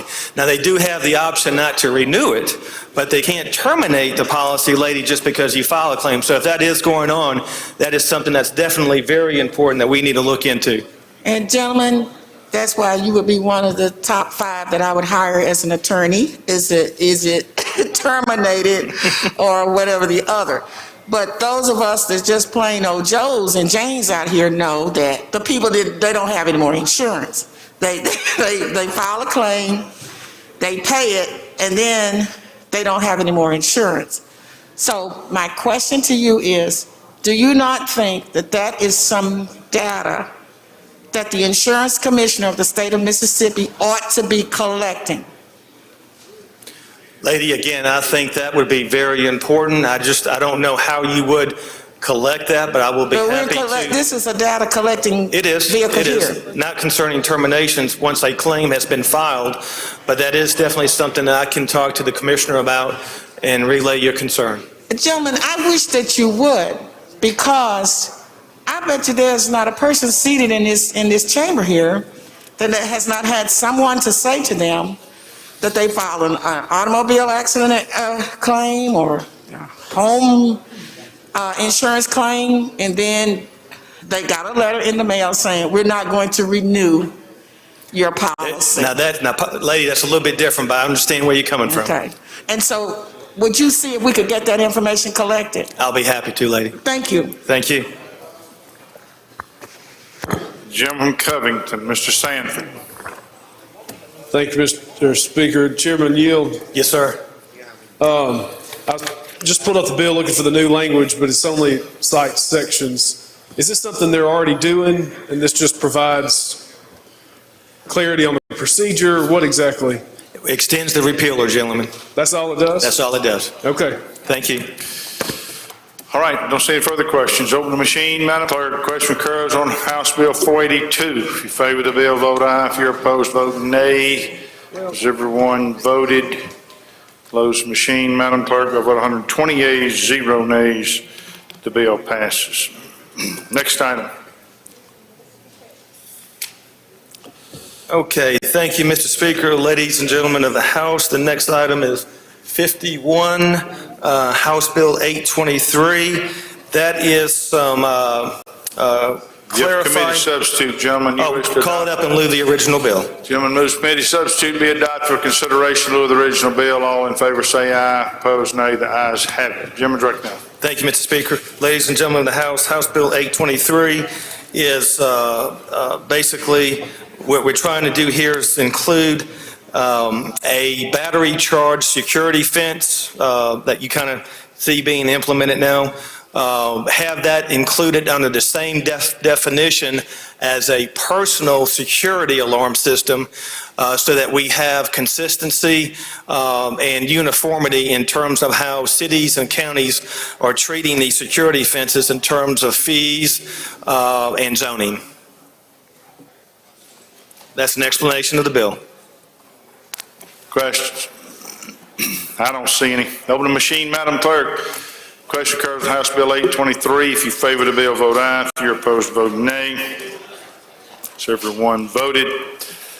Close machine, Madam Clerk. By vote 120 yeas and 1 nay, the bill passes. Next item. Mr. Speaker, the next item is 52, House Bill 819. I make a motion to call up the committee sub in lieu of the original bill. Gentleman moves committee substitute be adopted for consideration in lieu of the original bill. All in favor say aye. Opposed, nay. The ayes have it. Gentleman, you recognize. Please recognize the Vice Chairman to handle the committee sub. Vice Chairman recognized. You got the bill? Thank you, Mr. Speaker. Thank you, Mr. Chairman. Got the-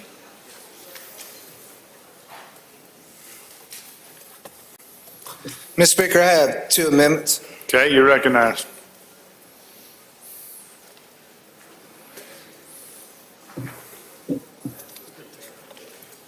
He's recognized. Thank you, Mr. Speaker.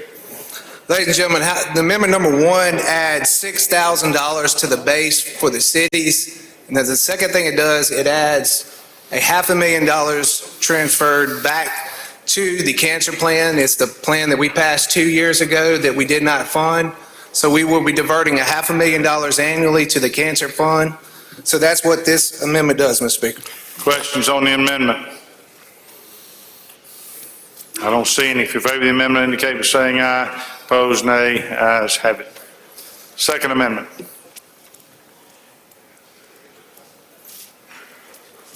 Thank you, Mr. Speaker. This is just removing the reverse repealer and putting the effective date back in July. Questions? I don't see any. If you favor the amendment, indicate by saying aye. Opposed, nay. The ayes have it. Anything further on the bill? Yes, sir. So we will be increasing the rebate fund back to the cities and counties by $2.65 million per year annually. And if they use the funds for fire trucks, fire construction, new firehouses, or EMS equipment, They can bond for the money for 10 years using 10 years worth of revenue service. So this is now funding fire trucks, and it is funding the cancer plan that we did 2 years ago, and fulfilling our promise, which this House has tried to do several times. We are now doing it. That's my explanation of the bill, Mr. Speaker. Questions on the bill? I don't see any. Open the machine, Madam Clerk. Question occurs on House Bill 819. If you favor the bill, vote aye. If you're opposed, vote nay. Has everyone voted? Close machine, Madam Clerk. A vote 118 yeas and 2 nays, the bill passes. Next item. Mr. Speaker, the next item is 53, House Bill 974. I make a motion to call up the committee sub in lieu of the original bill. Gentleman moves committee substitute be adopted for consideration of the original bill. All in favor say aye. Opposed, nay. The ayes have it. Gentleman's recognized. Please recognize the gentleman from Harrison and Jackson to handle the committee sub. Gentleman from Jackson. Thank you, Mr. Speaker. Mr. Chairman, House Bill 974 simply authorizes the regional airport authorities to provide payment for all or part of dependent health insurance coverage should they choose to do so. The action was requested by an airport authority to help retain existing proficient personnel, as well as making them more competitive in recruiting no employees. This is not state tax dollars, but money from the airport authorities in their conducting of their business. That's the explanation of the bill, Mr. Speaker. Questions? I don't see any. Open the machine, Madam Clerk. Question occurs on House Bill 974. You favor the bill, vote aye. If you're opposed, vote nay. Has everyone voted? Close the machine, Madam Clerk. By vote 120 yeas, 0 nays, the bill passes. Next item. Mr. Speaker, the next item is 54, House Bill 521, and it's already been read, so.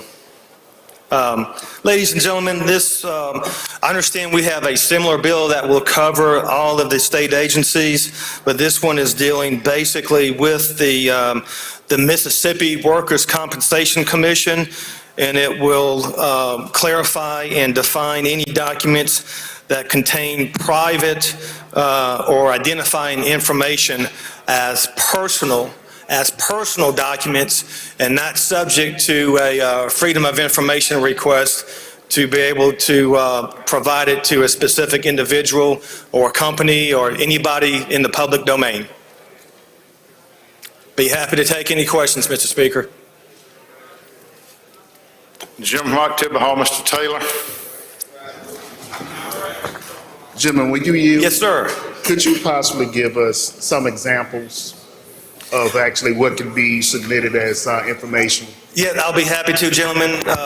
Within the workers' compensation legal process, if a injured employee wants to eventually have a workers' compensation claim, he or she must file a document that's called a notice of first injury.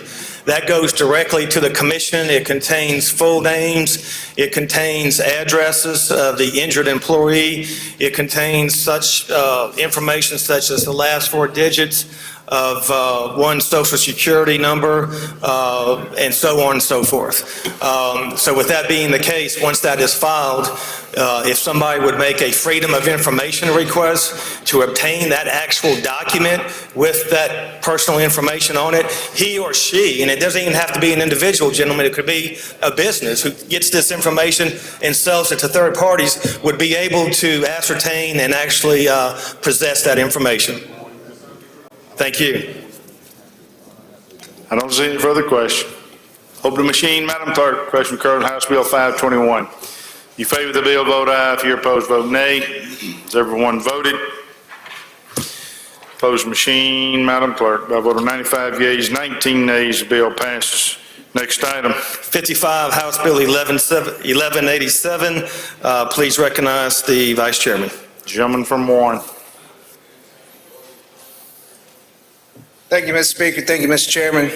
Ladies and gentlemen, this bill, all it does is allow people, if they do desire to get their policy electronically, they can do it. They're not required to do it. If they do want it, we're allowing them to do it. That's my explanation of the bill, Mr. Speaker. Questions on the bill? Don't see any. Open the machine, Madam Clerk. Question occurs on House Bill 1187. You favor the bill, vote aye. If you're opposed, vote nay. Has everyone voted? Close the machine, Madam Clerk. By a vote of 119 yeas and 1 nay, the bill passes. Next item. 56, House Bill 787. Mr. Speaker, if there's no objection, I move to have that bill laid on the table, subject to call. Motion's to lay it on table, subject to call. All in favor say aye. Opposed, nay. The ayes have it. What else you got? Mr. Speaker, if there's no objection, we would like to move to item 74, House Bill 155. Any objection? Hearing none, we will do that. You have a committee substitute. We do call it. Gentleman moves the committee substitute be adopted for consideration of the original bill. All in favor say aye. Opposed, nay. The ayes have it. You recognize. Thank you, Mr. Chairman. Recognize the Vice Chairman. Mr. Gentleman Speaker. from Warren. Thank you, Mr. Speaker. Thank you, Mr. Chairman. Ladies and gentlemen, all this bill does is remove the prohibition from the state health plan for purchasing hearing aids. That's my explanation of the bill, Mr. Questions? Lady from Jones, Ms. Scott. Gentleman, would you yield? Yes, ma'am. Does the state health plan pay for a woman who has disc breasts to get an MRI as part of their diagnostics? I do not know the answer to that, ma'am.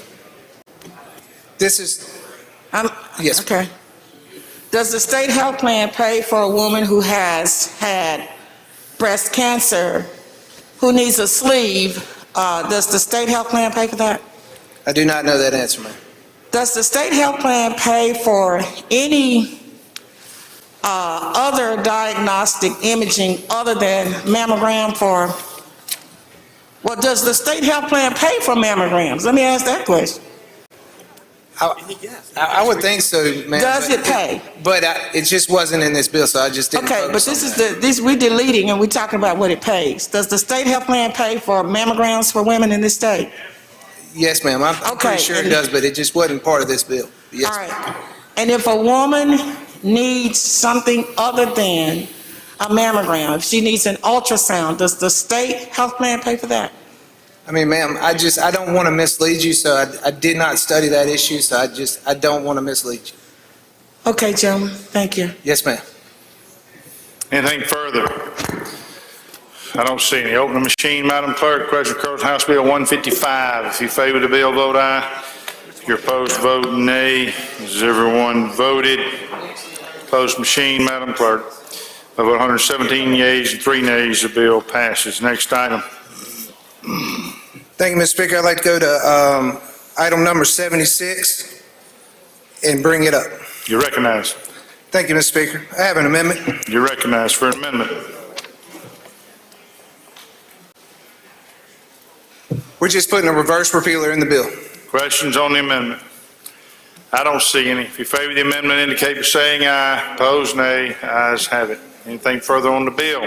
Yes, sir. This is a bill that we passed last year. The Senate did not take it up 2 years in a row. I think that they want to make changes if they do bring it up, so I just wanted to move through the process. I want to see what they do with the bill before I bring it to the body and explain it. Questions? I don't see any. Open the machine, Madam Clerk.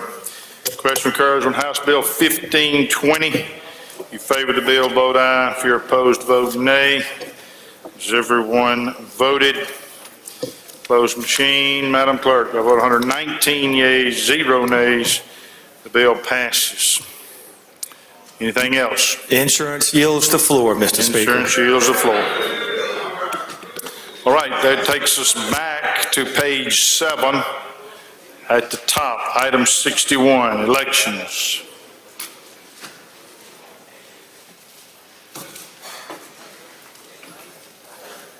Thank you, Mr. Speaker. I would go to item number 61, House Bill 1365, and ask that we adopt the committee sub in lieu of the original bill. Chairman calls the bill up, moves the rules be suspended. Bill considered and gross read the third time placed on final passage. All in favor say aye. Opposed, nay. Ayes have it. Gentleman moves committee substitute be adopted for consideration in lieu of the original bill. All in favor say aye. Opposed, nay. The ayes have it. Gentleman's recognized. All right, Mr. Speaker, I have an amendment I'd like to offer. You recognize for your amendment. Would you have the amendment read, please? Madam Clerk's recognized.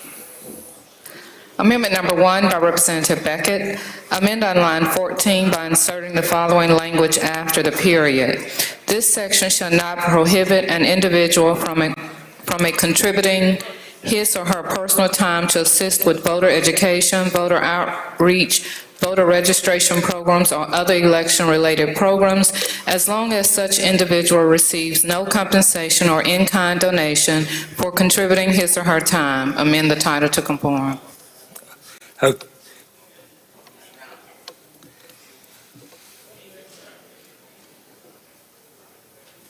Okay, Ms. Speaker, thank you. Thank you, Madam Clerk, for reading that.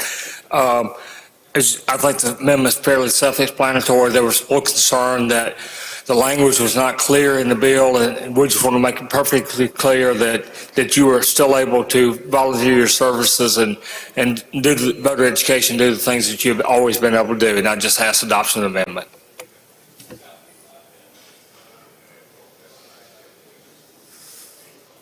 Questions, Gentleman Adams, Mr. Johnson. Oh, Mr. Speaker. I'm sorry, what now? On the bill. On the bill, okay. Jim from Washington, Mr. Bailey.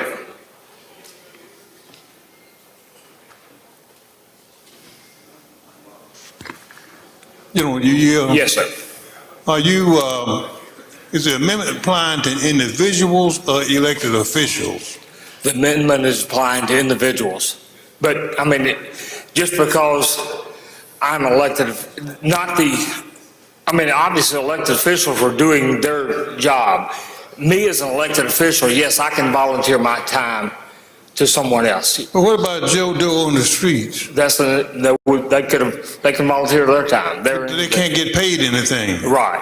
Yeah, I mean, if they can't be, the clerk could hire them and pay them, but if they cannot work on the clerk's behalf with someone else paying them, that's correct. Well, I'm talking about if I hire people to do canvassing in the community. This does not cover that. Doesn't apply to that. This does not apply to that. What if I, hire some people to assist in registering people to vote? We can. Individually, you can do that. But the clerk couldn't go out. The clerk couldn't go out. Yeah.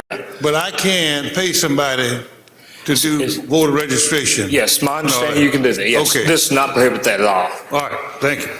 Your minds, Mr. Bell. Passes. All right, I don't see any questions on the amendment. If you favor the amendment, indicate by saying aye. Opposed, nay. Ayes have it. Now the bill. Anything further on the bill?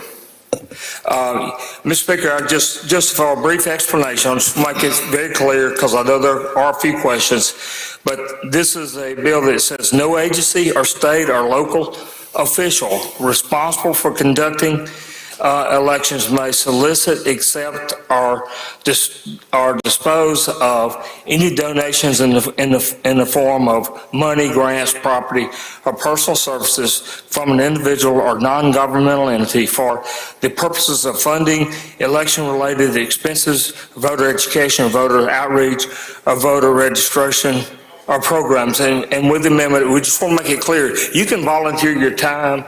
If someone wants to volunteer their time and help the clerks do things, people can go out and do anything they want to do individually. Organizations can do anything they want to do. What this is about is your clerks, the people that are elected to run elections, who are public officials, is to prohibit them reaching out to third parties or to other groups or individuals to run the elections and run things for them as far as just anything involving and influence where you might influence individuals. If I want to go out and do all the voter education, all the registration, that's fine, but I shouldn't be doing it. I shouldn't be being paid to do it on behalf of the clerk. And so, but it doesn't keep anybody else from doing anything. So I'll just be open for questions. That concludes my explanation, Mr. Speaker. All right.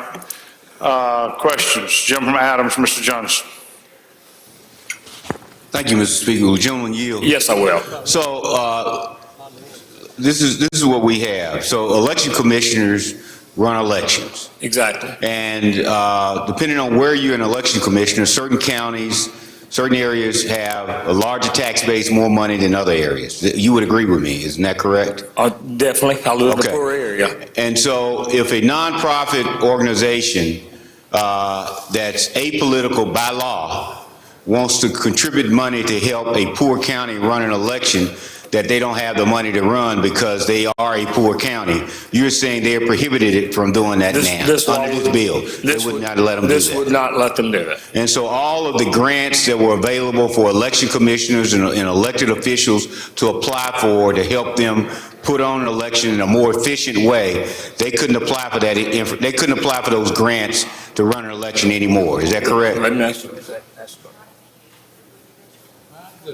Not if it came from an individual or non-government entity. If it came from a government, they could do that. Right, but so if the federal government or state government doesn't have funds available for these people to apply for, and a nonprofit foundation that has had their mission for 50, 60, 70 years to make sure that people have a free, unencumbered, efficient election, you're saying that that money that's available to help run an election is not available to them anymore? Not under this bill. Okay, and so, but you did take care of the issue of political parties that run primary elections. Yes. They will not be prohibited from running a primary election and taking donations to run that election. Correct. Yes, that's correct.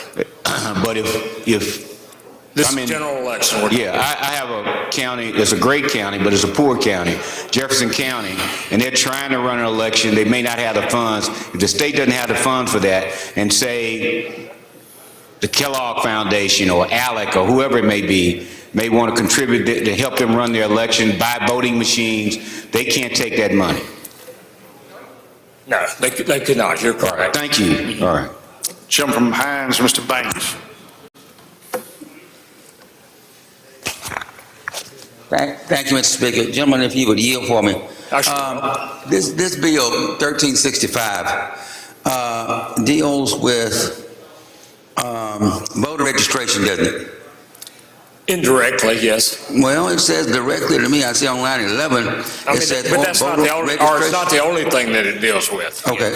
Okay. Well, it says it deals with voter registration program. So, am I in reading this to know that should there be a voter registration program that someone wants to put on? This is not the only thing that deals with. Yes, it does deal with voter registration. But so they could not accept money for some group to say, hey, we want to try to get registration to schools or junior colleges or wherever, churches, wherever. Yeah, nothing would prohibit that group from going out and doing that. They just cannot do it through the clerk's office or the official elected officials. Okay, now, so could one election commissioner go down and do it with these people, or just the what majority could go, or what not go? What is it? Well, let me ask counsel about that.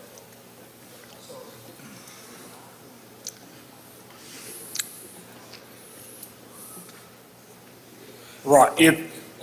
If they're being paid to go, they definitely could not do it. One election, because they're in their official capacity. You're representative 24 hours a day, whether you're with this whole group or just by yourself. Gentlemen, I understand that they wouldn't be paid to go, but I'm just saying, if at my church, Holy Ghost Catholic Church, if I want to put on a voter registration drive, and I had somebody come in and sponsor that voter registration drive, and I had one of my election commissioners come there to help to explain whatever, would my election commissioner be afoul of this law to show up and come there to help explain and do voter registration?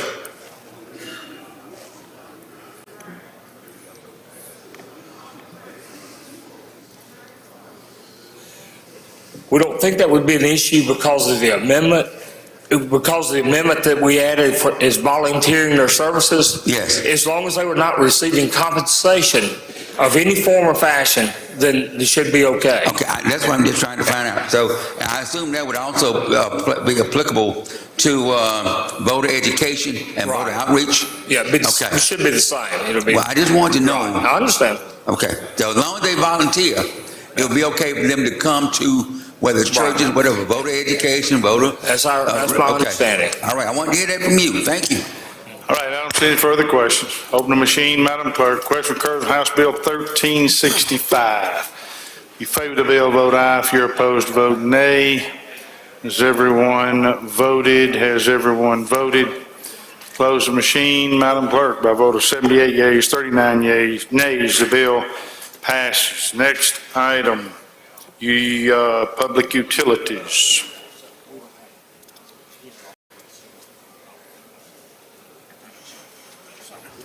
Yes, sir, I'm sorry. Thank you, Mr. Speaker. I'd like to pass items number, whatever items number they are. I'm on the- 66, 67? Yeah, and ask that they retain their place on the calendar. All right, any objection? Hearing none, we will do that. Number 68, marine resources. Y'all want to pass that one too?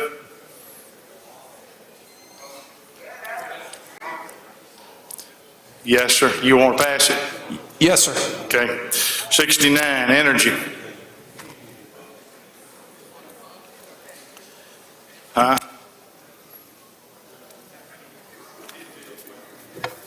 Thank you, Mr. Speaker. I'd like to propose a committee sub.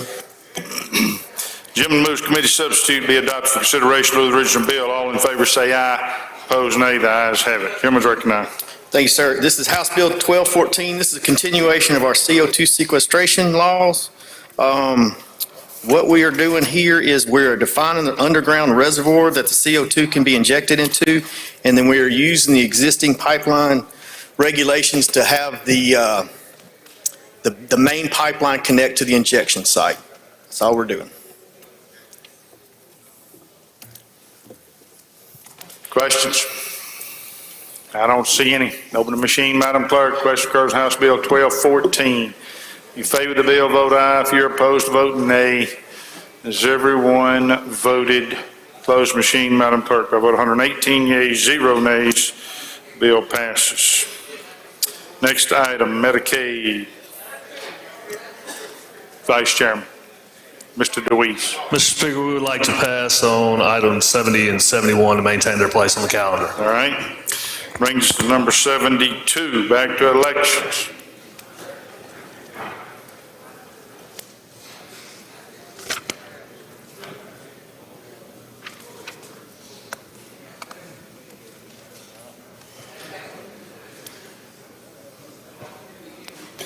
Chairman requests to skip the next two items, which brings us to number 77, B, Judd B. I don't see him. Number 78, Judd B, 79, Judd B, skip. Number 80, transportation. Pass. 81, Judd B, 82, Judd B. Pass. Judd A, that brings us to item 84. Pass. All right, we done. Good work, ladies and gentlemen. Way to push through. Any chairman wish to have an item read the third time? Lady from Lincoln. Thank you, Mr. Speaker. I need to have item 17, House Bill 1487, read for the third time. All right, we'll do that. Gentleman from Harrison, Mr. Felser. Yes, sir. Item number 68, 1320, read for the third time, please. Okay. Gentleman from Calhoun, Mr. Beckett.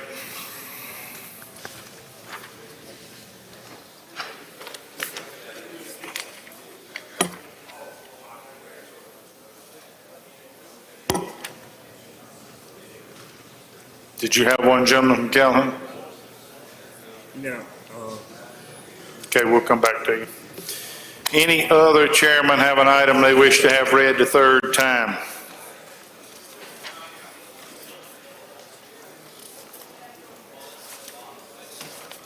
Okay. Jim Calhoun, did you figure one out? Item 72 and 73, I believe they have both already been read the third time. They have. All right, announcements, Mr. Clerk. Announcements, Madam Clerk. Announcements by the members. Gentleman Jackson, Mr. Geis. Thank you, Mr. Speaker. I erred in pressing the wrong button earlier today. Item 13, House Bill 453. If I could change my vote, unanimous consent from no to yay. Any objection? Change the gentleman's vote. Gentleman from Rankin, Mr. Yancey. Adjourn in memory. Yes, sir. When the House adjourns today, I'd ask that we do so in memory of Mr. Steve Massey. His daughter, Emily Massey, is a government teacher at Northwest Rankin High School, and this is on behalf of myself and Representative Powell. Thank you, sir. Gentleman from Walthall, Mr. Pygott. Thank you, Mr. Speaker. I'd like unanimous consent to change my vote from nay to yea on item 56, House Bill 787. Any objection? Change the gentleman's vote. Gentleman from Prentice, Mr. Arnold. Thank you, Mr. Speaker. I'd like to ask for unanimous consent to change my vote on yesterday's calendar. Item 112, that's House Bill 1036, from yea to nay. And also on today's calendar, item 48, House Bill 160, from no to yes. Any objection? Change the gentleman's vote. Gentleman from Pike, Mr. Porter. Thank you, Mr. Speaker. I'd like to ask unanimous consent to change my vote from yea to nay on item 54, House Bill 521. Any objection? Change the vote. Gentleman from Lee, Mr. Thompson. Thank you, Mr. Speaker. Today, I'd like to join in memory of Walter Isaac Reed. Thank you. Thank you, sir. Gentleman from Jackson, Mr. Busby. Thank you, Mr. Speaker. Unfortunately, I need to adjourn in memory of Mr. Raymond Roscoe Robertson, father of one of my very best friends. Thank you, sir. We'll do that. Gentleman from Hines, Mr. Banks. Thank you, Mr. Speaker. Announcement, please. Yes, sir. I'd like to announce, I think on your desk you received an envelope from JMAA, that's the Jackson Municipal Airport Authority, and it spoke of your parking passes over there. So your parking passes are good until next year, I think it's on the letter, but if you do need another pass, something happened to your old one, please let us know and we'll work on that for you. Thank you. Thank you, sir. Gentleman from Lamar, Mr. Tubb. Yes, sir. Thank you, Speaker. I'd like to change my vote on House Bill 1196 from a yea to a nay. Any objection? Change the gentleman's vote. Gentleman from Sunflower, Mr. Anthony. Thank you, Mr. Speaker. I would like unanimous consent for mine and my desk mate on item number 54, House Bill 521, to change our vote from yea to nay. Any objection? Change your vote. Gentleman from Marshall, Mr. Kincaid. Thank you, Mr. Speaker. Join me in adjourning memory of a dear community leader in the Bahia community, Ms. Shirley McClarty. We lost her yesterday, and she meant a great deal to our community. Adjourn in memory, please. Thank you, sir. Gentleman from Pearl River, Mr. Owen. Thank you, Mr. Speaker. Unanimous consent to change my vote on House Bills 1334 and 1340 from yes to no. Any objection? Change your vote. Gentleman from DeSoto, Mr. Hopkins. Thank you, Mr. Speaker. Unanimous consent to change my vote on item 20, House Bill 1334, from yea to nay. Any objection? Change the gentleman's vote. Gentleman from Hines, Mr. Bell. Thank you, Mr. Speaker. Request for unanimous consent for item number 54, House Bill 521, to change my desk mate's vote from yea to present. Any objection? Change the vote. Lady from Madison, Ms. Ford. Thank you, Mr. Speaker. With unanimous consent, I'd like to change two of my votes. House Bill 1196 and House Bill 979, both from yea to nay. Any objection? Change the vote. From Tallahatchie, Mr. Reynolds. Mr. Chairman, I was voted yesterday present on House Bill number 1408, and I would request permission to be recorded as voting aye on that bill, 1408, on yesterday's calendar. Any objection? Change your vote. Any further announcements? I don't see any. Recognize the gentleman from Mitawamba for the motion. Mr. Speaker, I move the House stand adjourned until 10 a.m. tomorrow. Heard the motion. All in favor say aye. Opposed, nay. The ayes have it. House adjourned until 10 a.m. tomorrow. He's still got to pay. And if he gets out of prison and has the means to pay, he's got to pay, and the judge can adjust the child support. It's just that while he's in prison, those children fall under the purview of DHS. If we do not pass legislation of this nature, we're going to lose those federal dollars that go to the Department of Human Services.